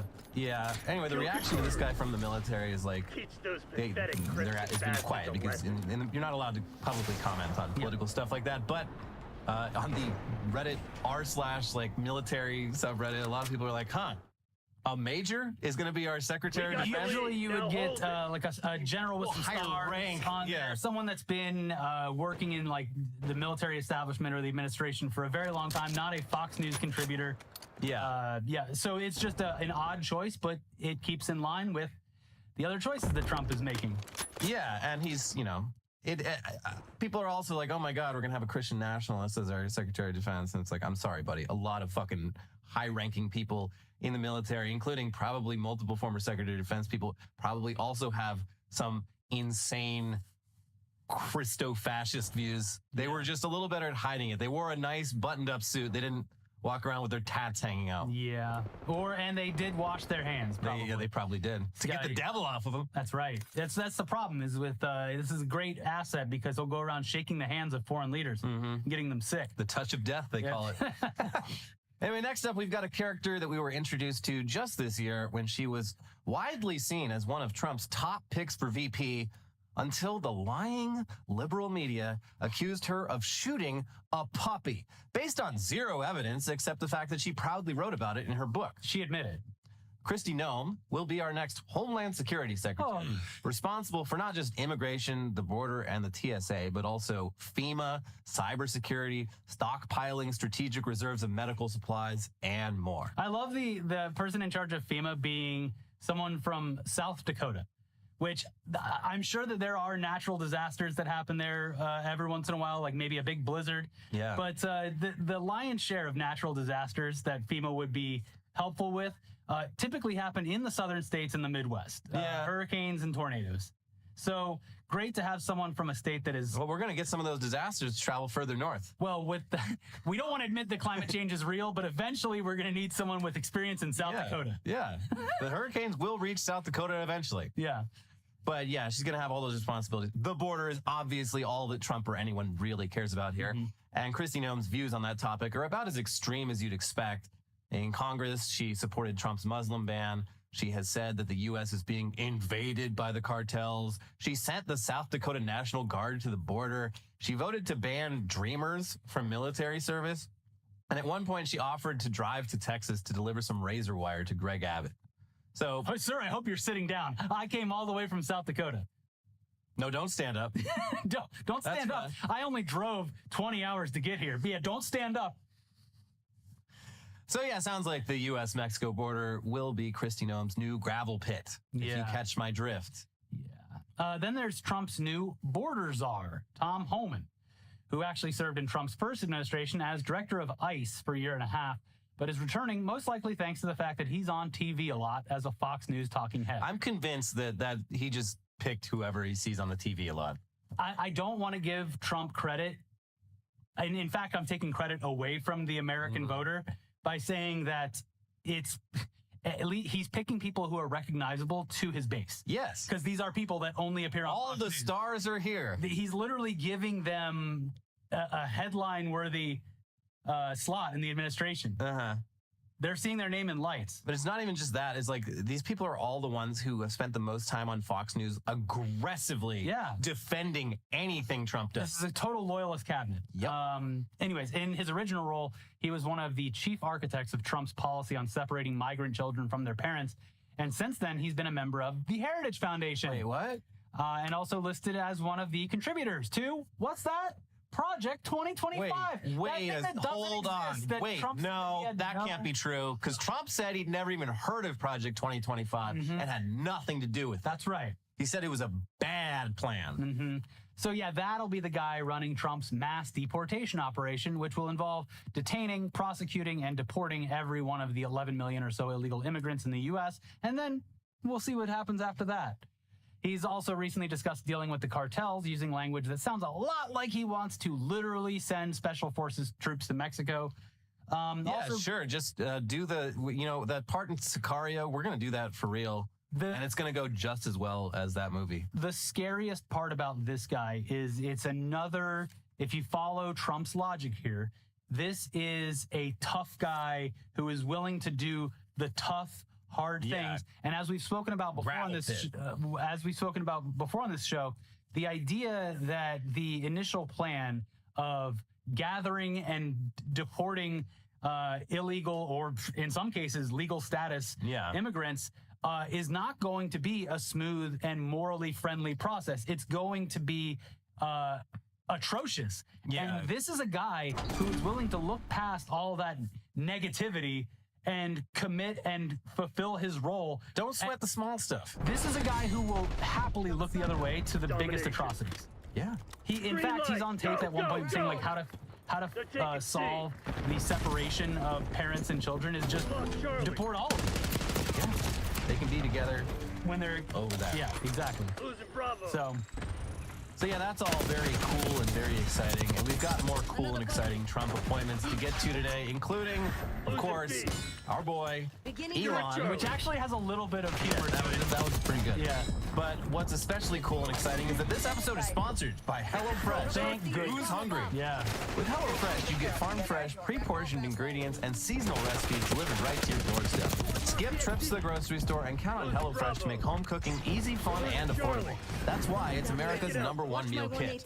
The holiday season is just around the corner, and we're all looking for ways to spend and stress less. HelloFresh makes mealtime nearly hassle-free with delicious, home-delivered, chef-crafted recipes that come together quickly and are less expensive than takeout. Whether you're craving hearty comfort food, trying to please picky eaters, or looking for a calorie-smart meal plan, HelloFresh has all those options and more available on a rotating menu of 50 recipes to choose from every week. Easily customized recipes so each meal is just the way you like it. There are always options available to trade or upgrade proteins or swap out side dishes. Plus, check out HelloFresh Market for over 100 add-on items like desserts, quick breakfasts, snacks, and a lot more. And this month, they even have Thanksgiving items to help wow a crowd with very minimal effort on your part. Not that anyone has to know. Two of our favorites on this week's menu include the creamy Tuscan spaghetti and meatballs with scallions and lemon, as well as the sweet chili pork bowls with bell pepper and candied peanuts. These are so easy to make and so delicious that you'll wonder why you didn't start cooking for yourself sooner. Good news though, you can get started today and get 10 free meals at HelloFresh.com/free ITD. Applied across 7 boxes, new subscribers only, varies by plan. That is 10 free HelloFresh meals. Just go to HelloFresh.com/free ITD. And this episode is sponsored by Raycon. Raycon. The Black Friday shopping season is quickly approaching, and that's exciting because for so many expensive tech products, that means getting amazing deals that you wouldn't normally get. But not with Raycon, because with Raycon, you get an amazing deal on premium audio every day of the year. But that doesn't mean they're not having any sales for Black Friday and Cyber Monday. Far from it. They're actually doubling down on their amazing value by offering our viewers up to 30% off flat-wide. Wow, that's the first time hearing this. Black Friday deal you'll appreciate every day is Raycon's Everyday Earbuds. Especially if you haven't checked out their latest model, which includes plenty of new features that make them even more of a must-have for any audio lover. For example, they now feature a 32-hour battery life and multi-point connectivity that lets you pair with 2 devices at once. Raycon's Everyday Earbuds also come with active noise cancellation. It's a feature that's a must-have for me on long flights or whenever I want to focus, but it's a feature that can be difficult to find at an accessible price point, until now. Because that's another thing. Although Raycon's quality rivals some of the biggest names in premium audio, Raycon started at just half the price as the other guy. So they're already an incredible deal, even before you factor in their Black Friday offer, which is up to 30% off site-wide. We love using these earbuds for working out and not having to always worry about whether they're charged thanks to the 32-hour battery life. It's a real lifesaver, and they never fall out. No matter how sweaty I get, they stay put. Raycon's Everyday Earbuds are also available in a variety of vibrant colors, so you don't have to just have the standard issue white or black earbuds sticking out of your ears. We especially love the pink and green watermelon colorway. When you want to get loud, you want to make a statement. Now's the perfect time to scoop them up if you haven't already. And don't worry, if you're not as impressed as we are, Raycon offers a 30-day happiness guarantee, so you really can't lose. It's time to save big for Black Friday. Go to buyraycon.com/newsday today to get up to 30% off site-wide. That's right, you'll get up to 30% off everything on Raycon's website when you go to buyraycon.com/newsday. All right, back to Trump's dream team. Next up, the role, come on down. Next up, the role of Director of National Intelligence, which of course directs and oversees the CIA, NSA, and the various other U.S. intelligence agencies. We have got Tulsi Tulsi Gabbard. Oh, hello, Tulsi. Aloha. A Democrat. Not for the last couple years. I know. I was joking. But yeah, good news, everyone. She's got 0 formal intelligence experience. She has, of course, though, expressed sympathetic views on Vladimir Putin and Bashar al-Assad, and she's had quite the political journey, going in the past 8 years from Bernie Sanders Democrat to Trump Republican, and adjusting all of her views accordingly. She's like water, like Bruce Lee said. You gotta be like water. You gotta adjust everything according to the current situation. And Tulsi Gabbard is the kind of spineless fucking hack that can really be like water. Yeah. She's basically the in-government version of Joe Rogan. Whoever's the last person she talked to, is going to go with whatever they say, and she's been talking to a lot of Republicans over the past couple of years. And that white streak in her hair, my God. Oh my God. Iconic. Yeah. So lately, she's spent most of her time on the TV as a Fox News talking head. There's like a weird through line through a lot of these picks. Yeah. Probably going to go out on a limb and say that's one of the main reasons she got the job. And at one point, she was involved in a group that many described as a cult, which also is a good thing to have on your resume when you're dealing with a Trump cabinet. Listen, I've been in cults before. I know how this works. Yeah, I know how to manipulate people. We do whatever the leader wants, and he's nice to us. We He rewards disagree with the leader, and we get punished. Anyways, the reaction from the U.S. intelligence community seems to mostly be, huh? Enemy mine, front. And the reaction from the international intelligence community has been, maybe we should stop sharing as many secrets with the United States. Yeah, which totally understandable. Yeah. Beginning capture. Then over at the Environmental Protection Agency. Oh, good. Oh, good. Are we going to protect the environment? I hope so. No, of course not. We've got Lee Zeldin, a guy who actively wants to do the opposite of protecting the environment, which is no surprise and honestly not really worth delving into. Just imagine anything that you would do if your job was to mitigate the effects of climate change and do the opposite. Yeah, could be an easy job. So there you go. We're fucked. But let's skip right over that and get to what's, of course, the dumbest and potentially most disastrous Trump appointment of them all. Elon Musk and DOGE, the Department of Government Efficiency. Lots of dumb people think that the government should be run like a business, even though That's kind of not the they point. really have nothing in common. And now Elon Musk will get to run the government like he runs Twitter. In other words, he's just going to fire a ton of people and then get it to a point where it still works, but barely, and isn't as good as it was before. Or maybe he'll run it like Tesla, which just issued its 6th recall in a year. The first for the year. Cybertruck. Its first year of existence. And this time, there's no over-the-air update. You got to take that big rusty hunk of shit down to the service center. Yeah. And yeah, this government efficiency thing, it's off to a great start, folks, because in the spirit of efficiency, Doge will have not one, but 2 bosses. It's so ironic that it's actually hilarious. It just wasn't so sad. In the spirit of efficiency, Elon Musk will share the role of head of Doge with Vivek Ramaswamy. And that always turns out good. Historically, anytime that Elon has had to work with someone else in a role that would be considered an equal, always turns out great. He's a real team player, that Elon. That's what everyone always says about him. Definitely he likes well. dealing with people on equal footing. As much as I hate Elon, it almost makes me feel bad, which I would never do, but it almost makes me feel bad for Vivek Ramaswamy, who's about to have a real reality check. With, you could not do the worst thing in the world could happen to Vivek Ramaswamy, and I wouldn't feel a hint of sympathy. True. Yeah, you're right. This is actually the best position for both of them to be in, I guess. Not for us, but for watching them suffer. They both got their noses so deep up Trump's colon for the last year that this is their own. They wanted this. This is their greatest dream come true, and they have to share it. Elon does keep making prisons for himself. Hopefully this one is as torturous as Twitter.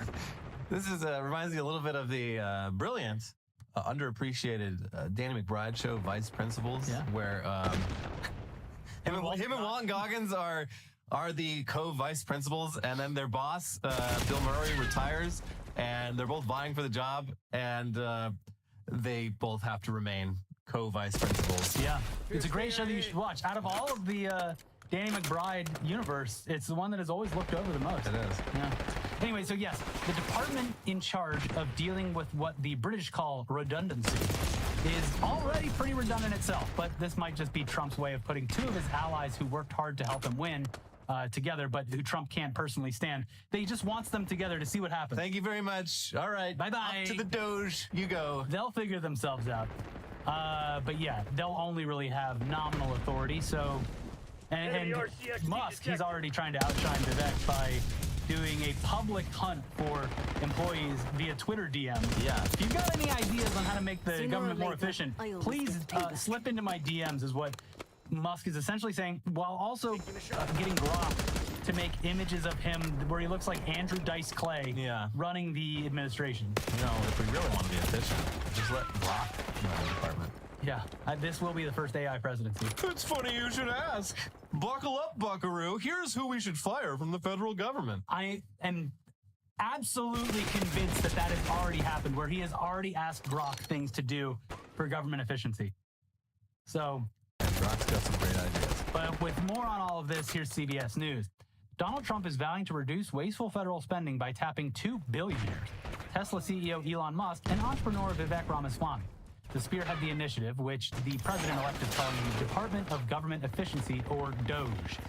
The appointments, announced by Trump on Tuesday, raise a host of questions about the effort, including whether Musk and Ramaswamy will have the authority to make changes in federal outlays, given that Congress authorizes the nation's spending, as well as where the businessmen might look to cut spending.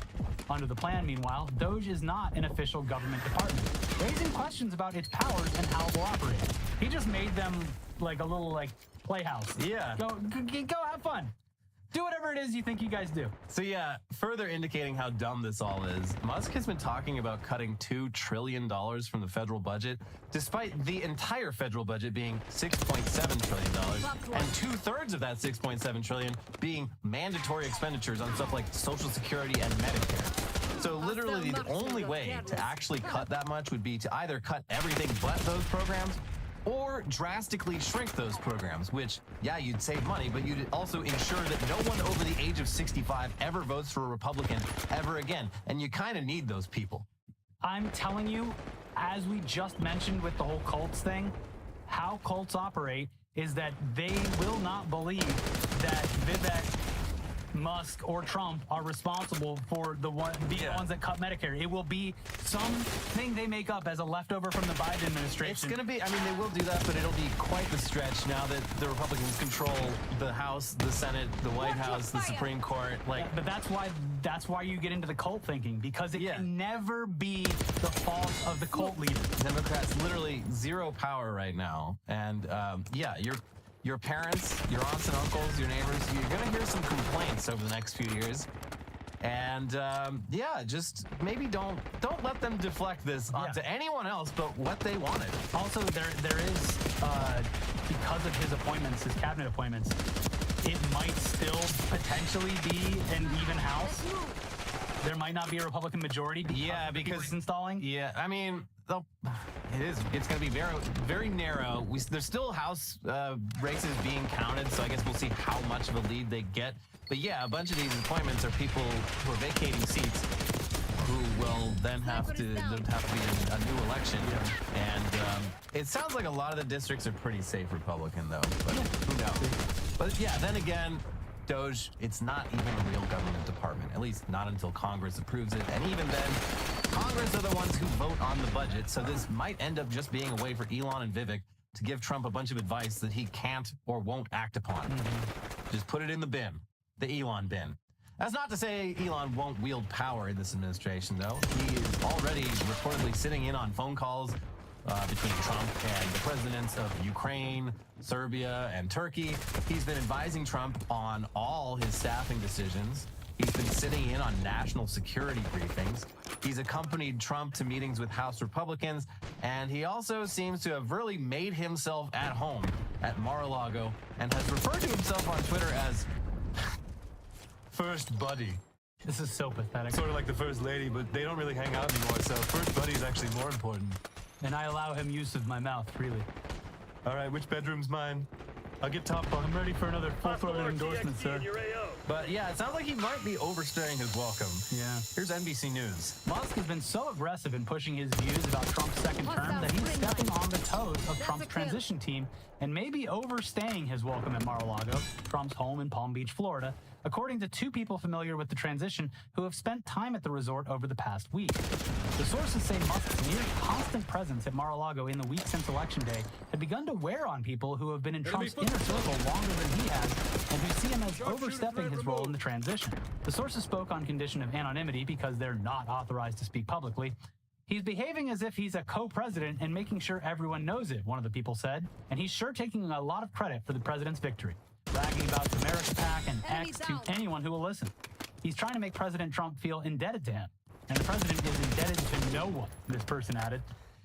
Yeah, of course, knowing Trump and seeing how quickly so many of his friendships from his first term turned sour, friendship ended with Anthony Scaramucci. It really is just a matter of time until these guys have a very nasty breakup. And that's very exciting because it really seems like that would just crush Elon. Yeah. Even Trump himself has given hints that things are heading in that direction, saying at that meeting with House Republicans, with Elon standing right there, Elon won't go home. I can't get rid of him until I don't like him. Ooh. There's also a great picture. Elon was walking past the podium and trying not to get on the camera, but it looks like he is obsequiously just bowing. This is an interesting little side plot here because both of them have built up such a cult sycophant fan base that when either one attacks the other, when it actually does go down and it's clear that they don't like each other anymore, that'll be a very interesting day in the world of MAGA Republicans. The chips fall. Yeah, they kind of built themselves together. You can't really have one successful without the other. There's even been rumors of Truth Social and Twitter merging. There's also the fact that Elon needs Trump's specifically EPA stuff because when Trump pulls the mandate of all cars being electric by 2035, that leaves Elon to be the only U.S. manufacturer of strictly electric cars, which would be a bonus to him and his stock. But as we've seen the past week alone, Elon already made back all of the money and then some that he spent on the Trump campaign. Yeah. Which is very unfortunate for everyone who isn't a fucking rich billionaire. So, yes, let them fight. Please, Lord. Please let this breakup happen. Please make it as messy as possible. I don't ask for much. I need this. Just like the X offices early on during the transition from Twitter to X, the Mar-a-Lago, the Southern White House, everyone's like, it really smells in here, and there seems to be a guy sleeping under his desk over here. But he only comes out when he gets 3 or 4 bodyguards to take him to the bathroom. We've got to be ultra hardcore. Ultra hardcore. Mr. Trump, I'm putting a giant X on top of Mar-a-Lago.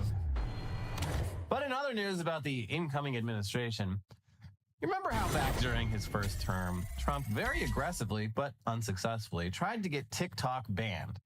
And then Joe Biden became president and tried it again and succeeded. Mm-hmm. Remember all that? So we and many others speculated at the time when Joe Biden got that TikTok ban that out of sheer spite, Trump would unban TikTok if he became president again. And oh my God, it looks like we were right. Mm-hmm. How could we have guessed? Here's the Washington Post. President-elect Donald Trump is expected to try to halt a potential U.S. ban of TikTok next year after he promised on the campaign trail to save the popular social media app if he won, according to people familiar with his views on the matter. The video-sharing app faces a January deadline to find a new owner not based in China or lose access to U.S. users under a law passed in April with bipartisan support. So with everything else that Trump is doing, it would seem like this would be an already set-up slam dunk for him. This would be a layup. But he doesn't get to take credit. That's the problem. This is going to just the base level of what he wants to do with tariffs. Yeah. This is the exact thing he wants that he would want. But and he wants to bring it in to be a U.S.-based company.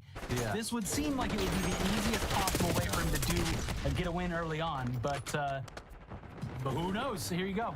Quote, he appreciates the breadth and reach of TikTok, which he used masterfully along with podcasts and new media entrants to win, said Kellyanne Conway, who ran Trump's first presidential campaign, served in the White House, and remains close to him, and now also advocates for TikTok. There are many ways to hold China to account outside of alienating 180 million U.S. users each month. Trump recognized early on the Democrats are the party of bans, gas-powered cars, menthol cigarettes, vapes, plastic straws, and TikTok, and to let them own that draconian anti-personal choice space. Yeah, but it was your idea first. True. Also, the Trump administration, they were the ones that banned the fruity-flavored vapes. Well, the feds didn't ban any of that shit. It was state and local. You can still get the fruity vapes in some states, the cool states. But not here, though. Gruesome Gavin took away my menthol. I would say that it's the straws thing. Look, I like a straw, obviously. But a lot of places, at least here in LA, they do compostable straws or straws that are... Yeah, the thing with straws, there was like a year or two where, yeah, you were sipping out of those absolute garbage fucking paper straws that melts in your mouth. But technology, you know, the cool thing about regulation is it breeds innovation. It does breed innovation, and there are now basically what feel like plastic straws, but which don't take 10,000 years to biodegrade, and they work pretty great. Yeah.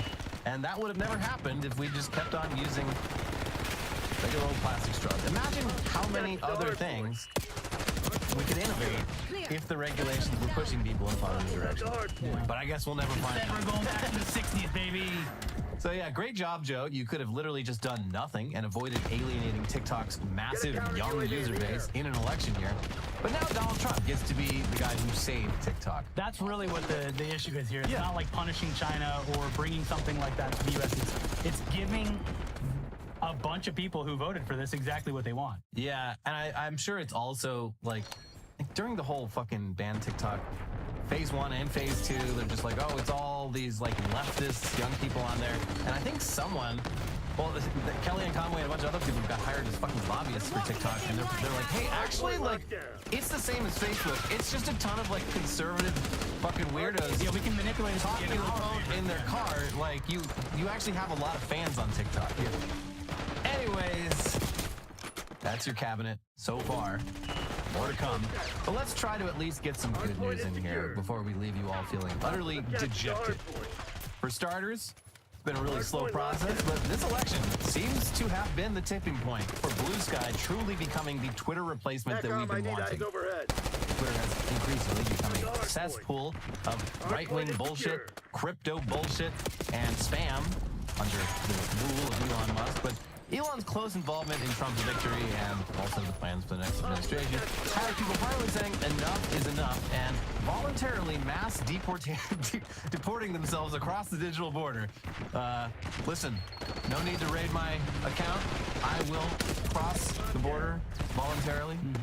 I will go back to my homeland of Blue Sky. Here's CNBC.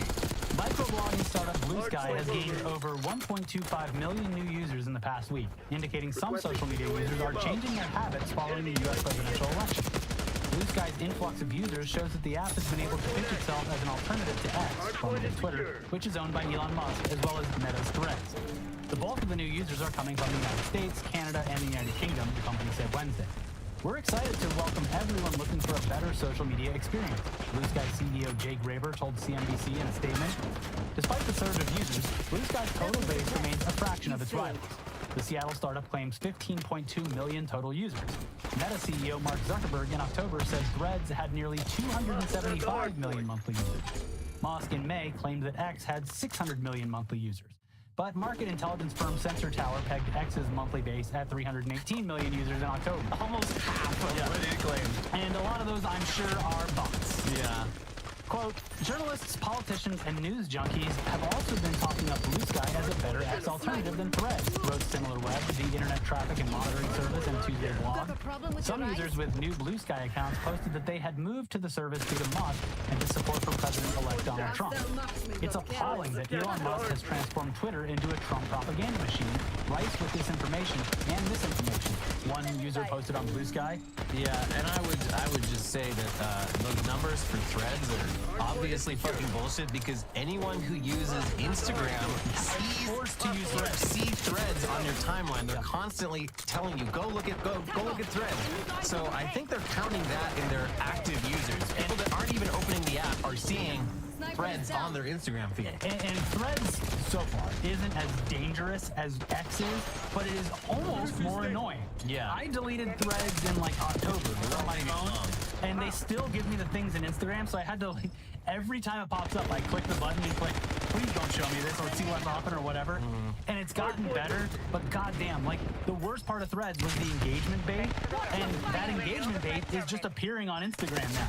Yeah. And it's done in a way where it even like, cuts off the bait. Where it's similar to like the fucking long-ass, too long didn't read posts that verified people can post on Twitter now, where you have to click read more, but on threads, it's like literally the first like 4 words. Since I deleted it, it just sends me to the App Store page. So bad app, bad social platform. But Blue Sky is currently the #1 app on the App Store chart. And it's great. Yeah. It's so many people have been signing up that there have been some technical difficulties, but they've fixed it pretty quickly. Elliot still doesn't have his on-app bookmark button. I know there's workarounds, and you've all sent us workarounds, but it's not. I'm not putting fucking emojis on the public timeline. Yeah, it's just add a bookmark button, and everything will be fine. But yeah, if you haven't checked out Blue Sky in a while, they have been gradually improving it and adding features to the point where it's almost a perfect analog to Twitter before the Elon era. We even have our Out of Context Internet Today, that account that posts videos of us. They're on there too. All the stars are here, unironically. Yes. Yeah, but still no bookmarking. Please. Apparently there's only like 10 people working on the whole fucking thing, so maybe they can hire some staff now that they got all these new users. But yeah, the massive influx of users has made it so that you are able to very easily curate your exact same timeline as on Twitter, but without all the spam and the annoying blue checks, and with way more options for filtering what you see. The different timeline filters are very useful. Anyways, we're both going to be posting on there more and more going forward. So give us a follow. Just search Elliot ETC and Ricky for the win. That's us. Yep. We locked those down. First opportunity. Anyway.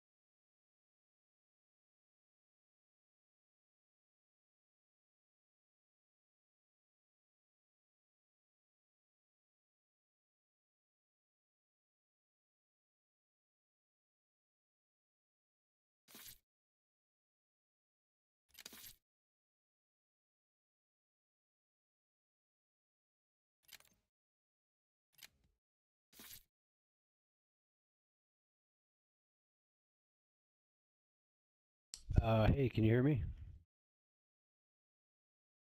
All right, good. Yes. Yeah. Did you just send the invite or did you do that a while ago? Oh, okay. Okay. I was like looking at my loadouts. All right.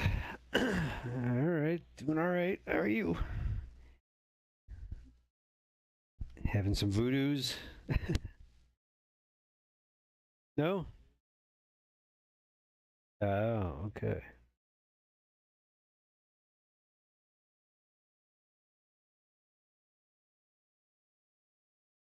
Nice.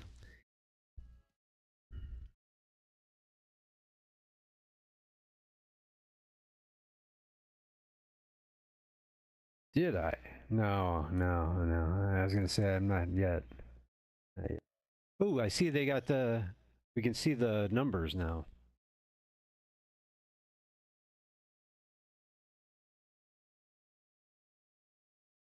You're listening.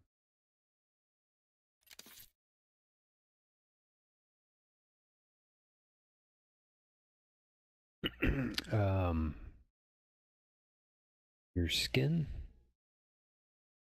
Oh. Oh, okay. The purple hair? Yeah, yeah. I see her. Yep.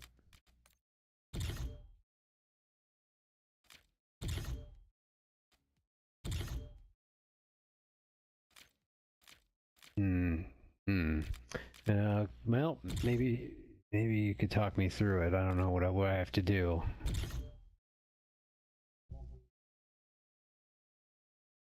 Yeah.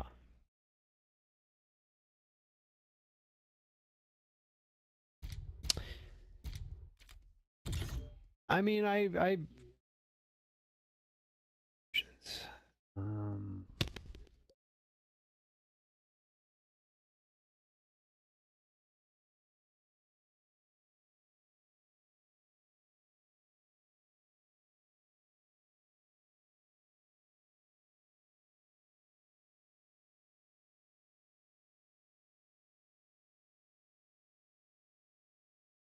don't know. No, I'm just trying to figure out what I'm supposed to be looking at.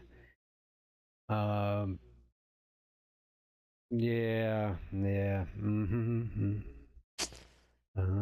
I'm looking at, there's a line of boxes along the bottom that are showing like progressions, I guess.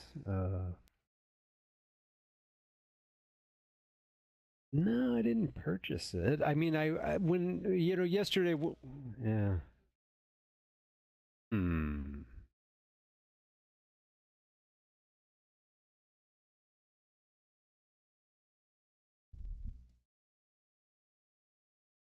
I mean, when it first appeared, the battle pass, I did look at it and I bought or I didn't buy, but I, I was at level 1 and I already had tokens, and so I spent them on the line.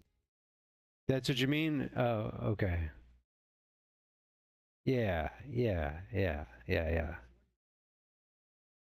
Okay. Okay. Oh, okay. All right then. All right, so let's get into a game, I guess. I only got till 8 o'clock, so.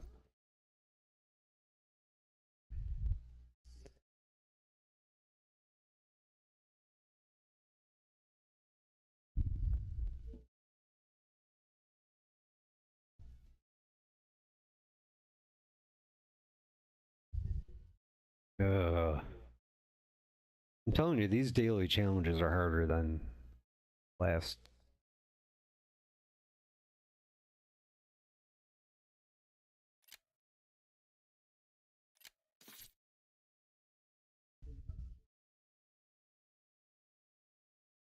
Yeah.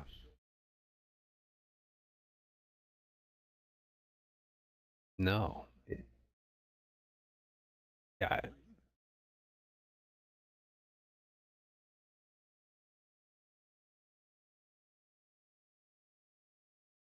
Mm-hmm. Mm-hmm.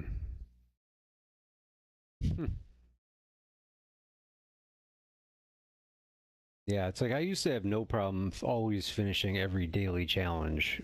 I mean, rarely would I have one where I was just like, oh, I'm not going to get it today because I just don't have time or whatever. But this game, I'm like, seems like I'm always leaving one undone.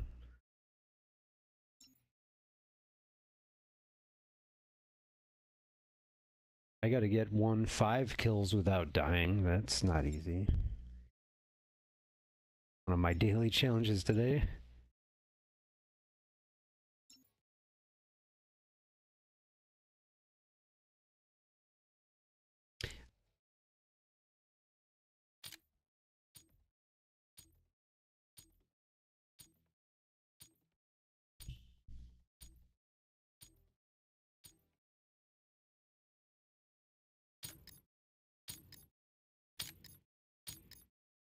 Face-off kill confirmed. Remind the fugitives that actions have consequences.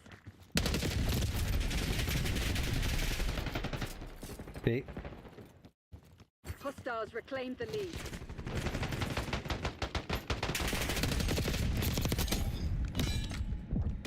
Whoa! We've taken the lead. Stay on target.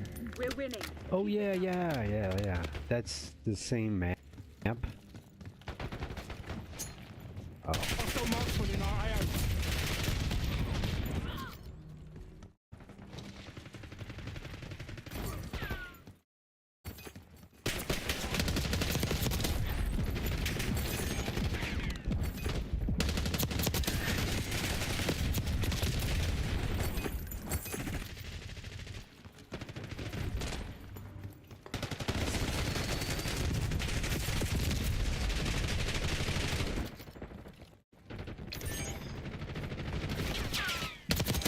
Hostile deleted.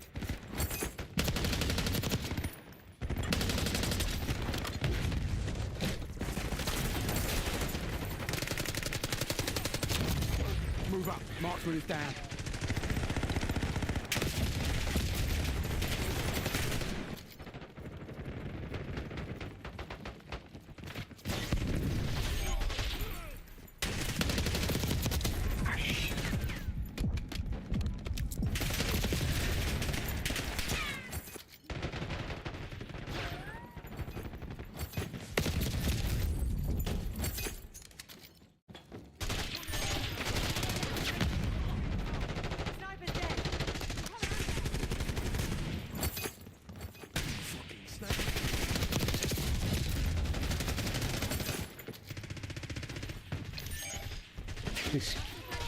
Feeling sophisticated while you kill people?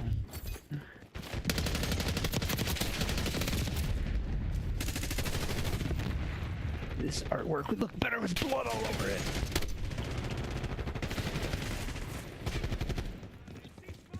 Oh, come on.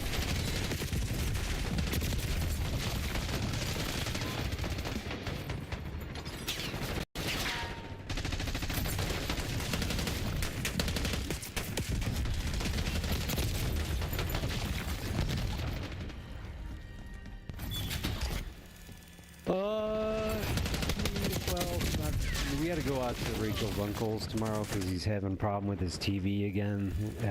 Just called him, or he called tonight, and he was like, the TV's not turning on. And like last time this happened, it was just the power surge strip like had a, you know, how if you have a surge, you'll shut it off. You know what I mean?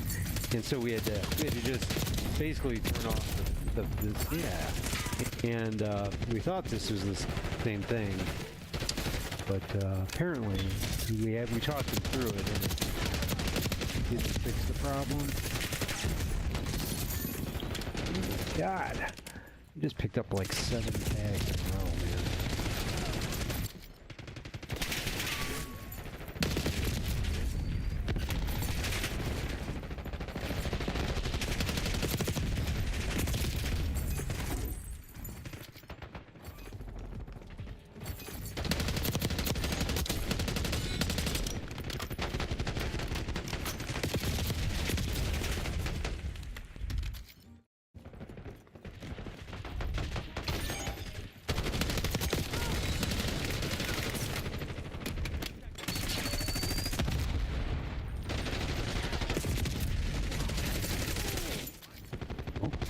When is that happening?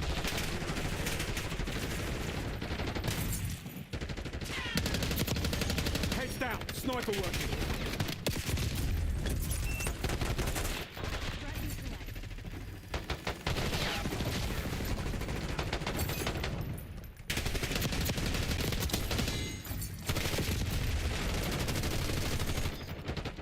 You're supposed to be the CIA's best. Oh, come on. Dude,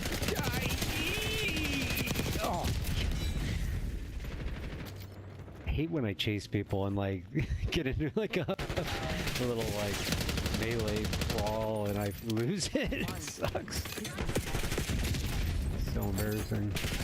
They should have just let you go. Hostile marksman in our IO. I had to chase you. I couldn't help it. Oh, defeat.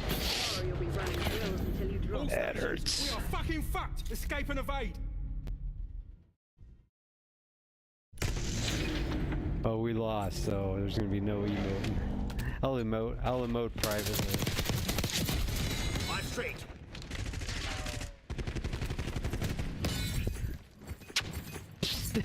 Or whatever. Kiss the thumb.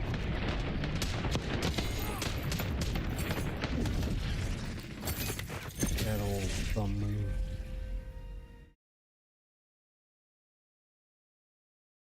That guy doesn't look well.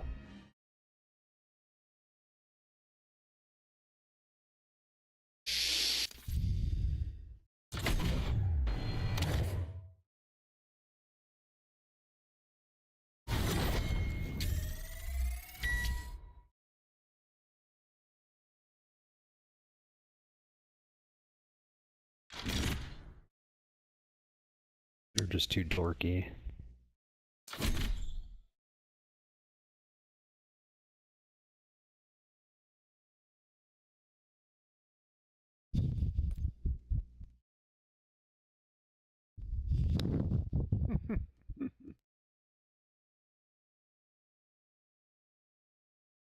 Yeah, I think that was more like, I mean, I'm sure it was a continuation, but the 80s with the, God, there were so many movies with like, you know, the cool kids versus the nerd stuff.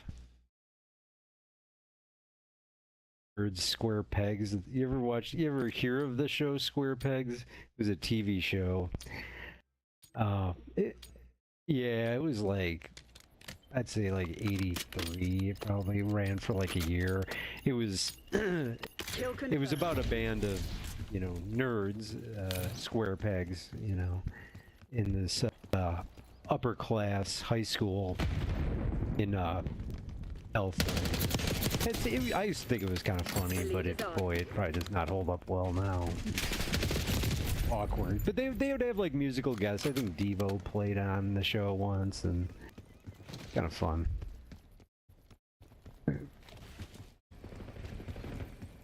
I didn't, I guess that was probably on cable or something. I didn't really see a lot of that, so I had friends who always used to quote it and crap.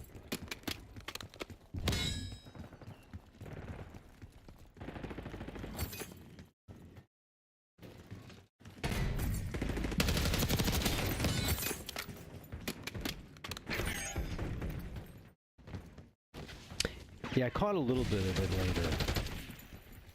Go ahead.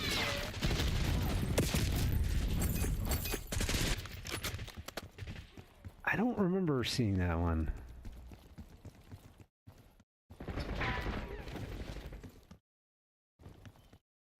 You know Sarah Jessica Parker from, what is it, Sex and the City? She got her start on the show Square. That was where, it was like probably her first thing, yeah. She was one of the nerds.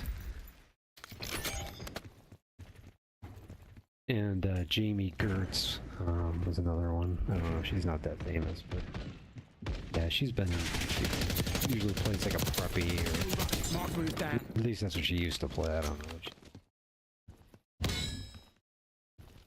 Gert. Hey, you okay, mate?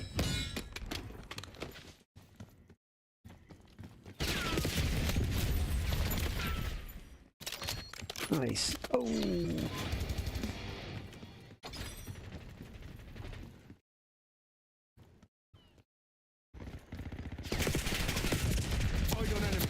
Behind Crimson.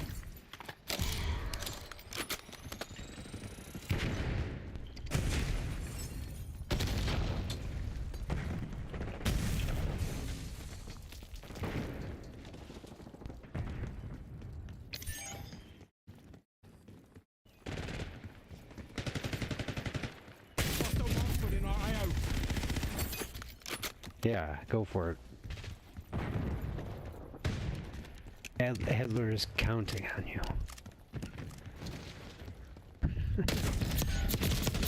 RCXD moving out. Get out of my way, I got an RXD, dude. Hostiles Let's find somebody. There we go. Yeah.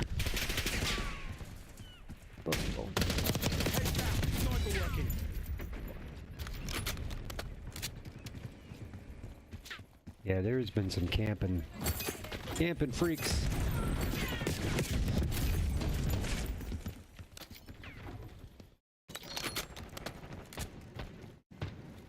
Right.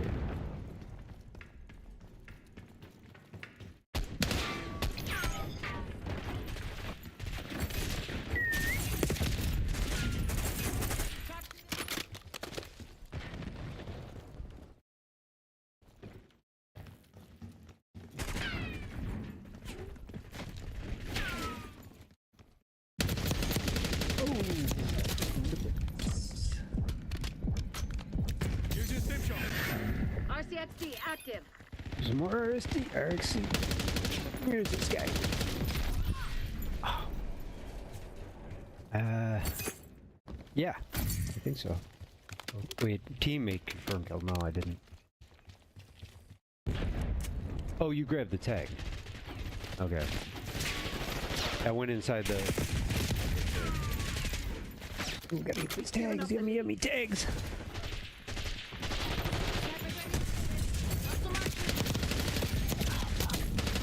Close game shit. Yep, tag. This. Oh, forget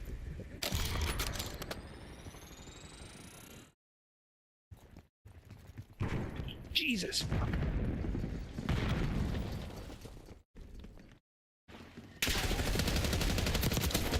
Yeah, I finished. Yeah, a few days back.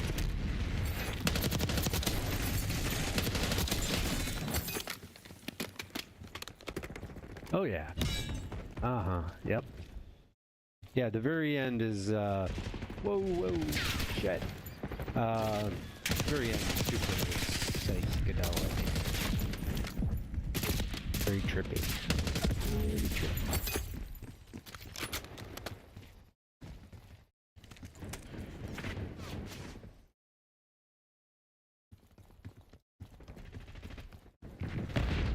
Yeah.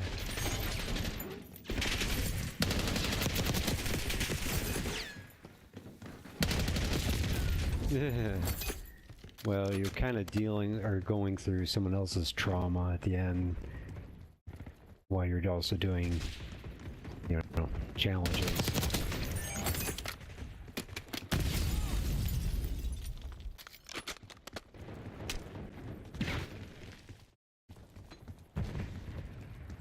Yeah.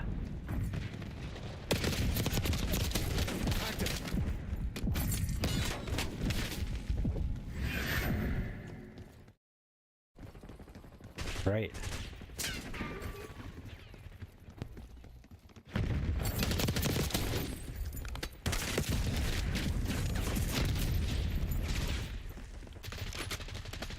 Move up. Marksman is down.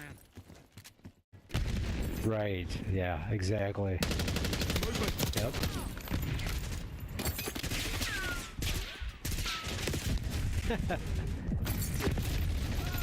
Hope you enjoyed it.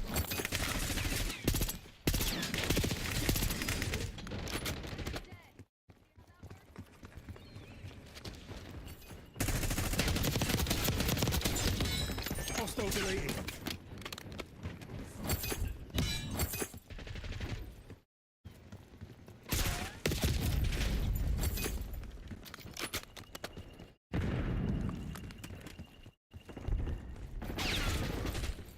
There's so much. I mean, it's nothing. Trump doesn't give anything else.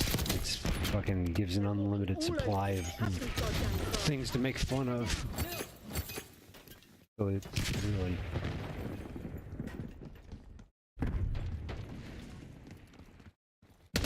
Oi, that was too fucking close.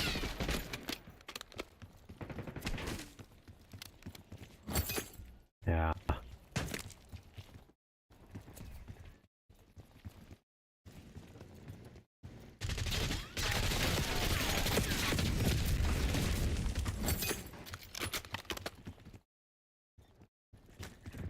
Driving RCXD.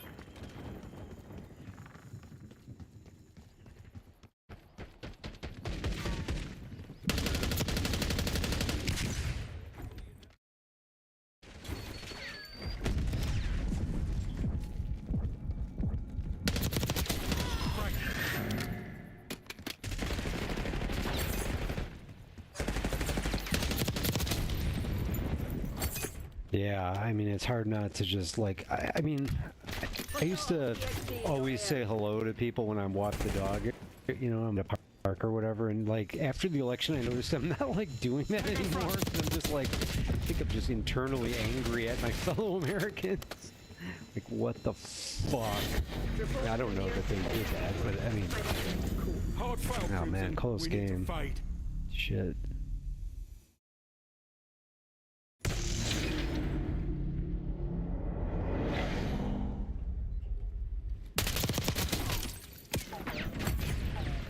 Yep.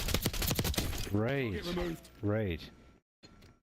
Isn't it astounding? It's astounding to me.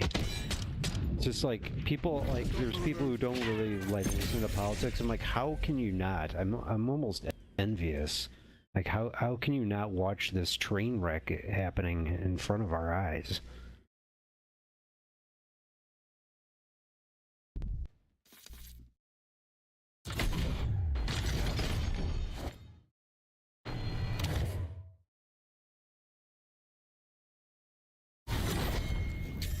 Yeah.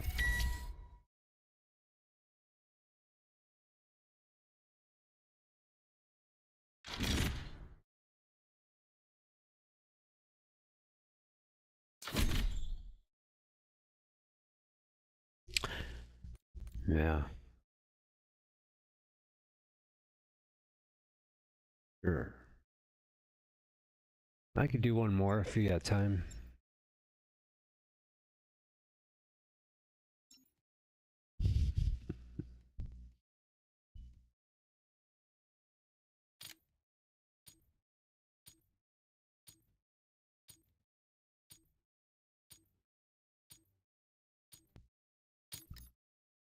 I still got to get my 5 kills without dying. Oh boy. Well, I'm going to bring out my assault rifle now. At least I won't be screwing around with the burst fire marksman. That was not fun.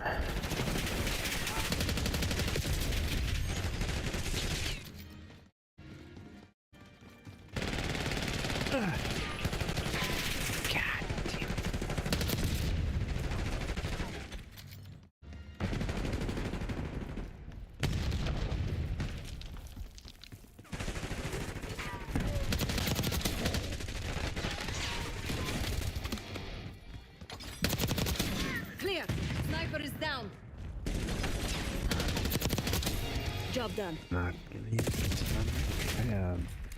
How about an LMG? It's for me.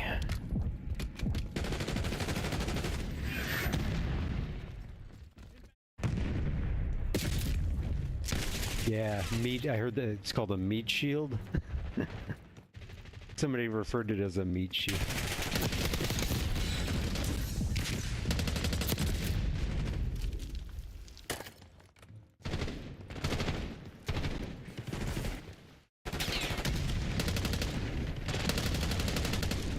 Oops, sorry.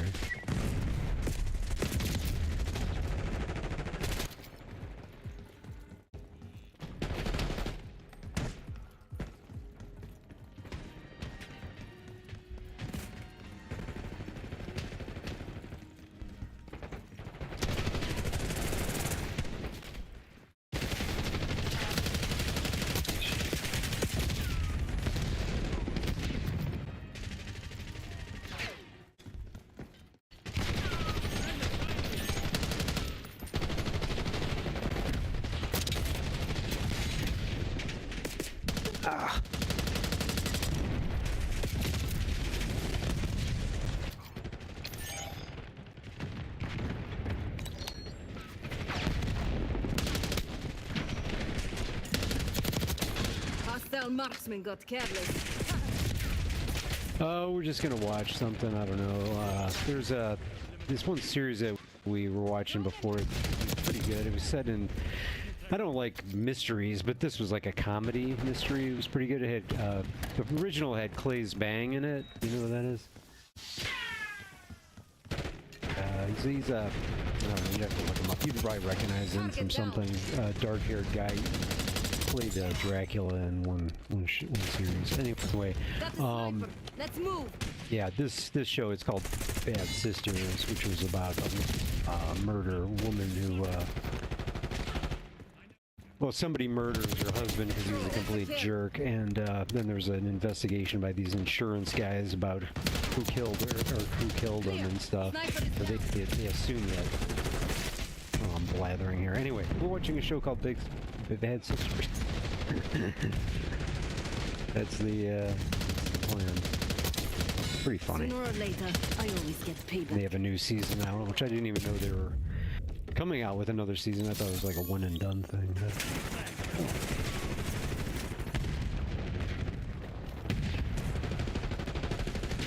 Or we'll just watch another show about cults. We finished up one about yoga cults yesterday. Yep.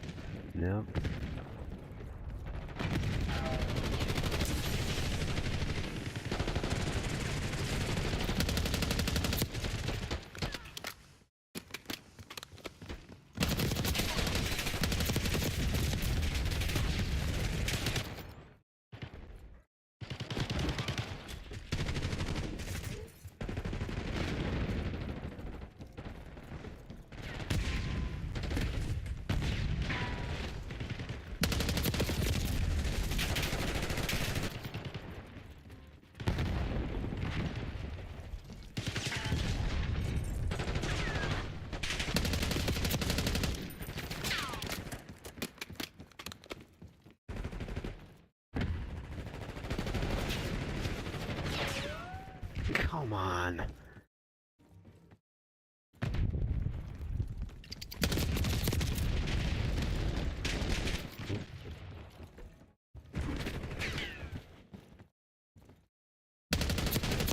Sniper working.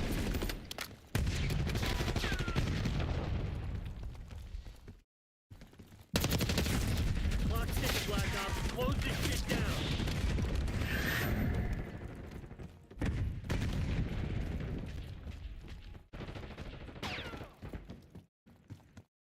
No, yep.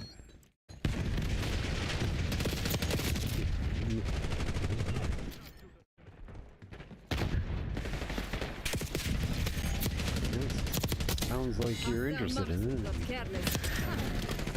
Yeah, people watching. I don't judge, man.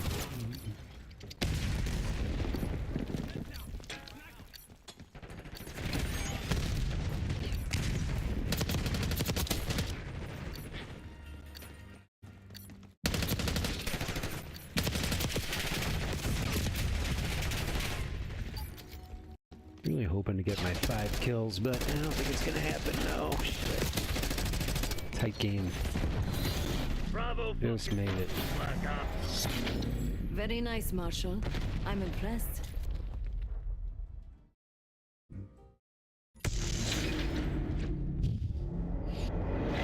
Hey, shoot him!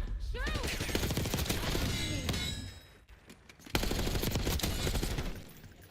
Yep. I just running by. Hi.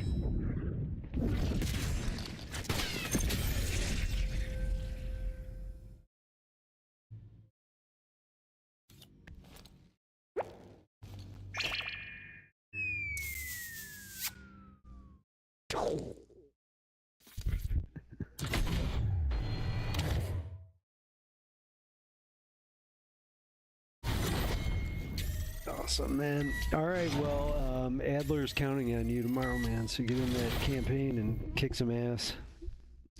And if you get stuck on anything, let me know. I might remember how to untangle a mystery here and there. There's a couple in that safe house that are a little tricky. Just remember this, because it's very early on. You have to, when you're in the safe house, you have to go start up the furnace or the boiler in the basement, the furnace and the boiler in the basement. And you kind of have to, I think you gotta, I don't know, there's going to be instructions. You got to basically turn the heater on, let it warm up before you turn on the boiler or whatever. It was a confusing thing, but when I did it like twice, and I thought that I had it going because I said stop the water from leaking out of this pipe, and I was like, oh, I think it's good. And then I was like looking around, because once you start it all up, that'll give you access to another secret area in the house, beneath the house. And I was like, I couldn't find the entrance. I'm like, where, and then I realized, oh, you know what? I didn't do the fucking boiler furnace thing right. So when you're monkeying around with the furnace crap, don't leave until you see like a green light on, I forgot, one of the pieces of equipment down there. So, but you'll know, and like I wish I'd known that, because I spent, like a while, I thinking that I had done it and I didn't. So anyway.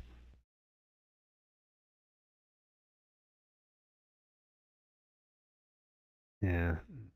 I can't remember exactly what you have to do between the three things, but just play around with it. You'll figure it out. It's not that hard.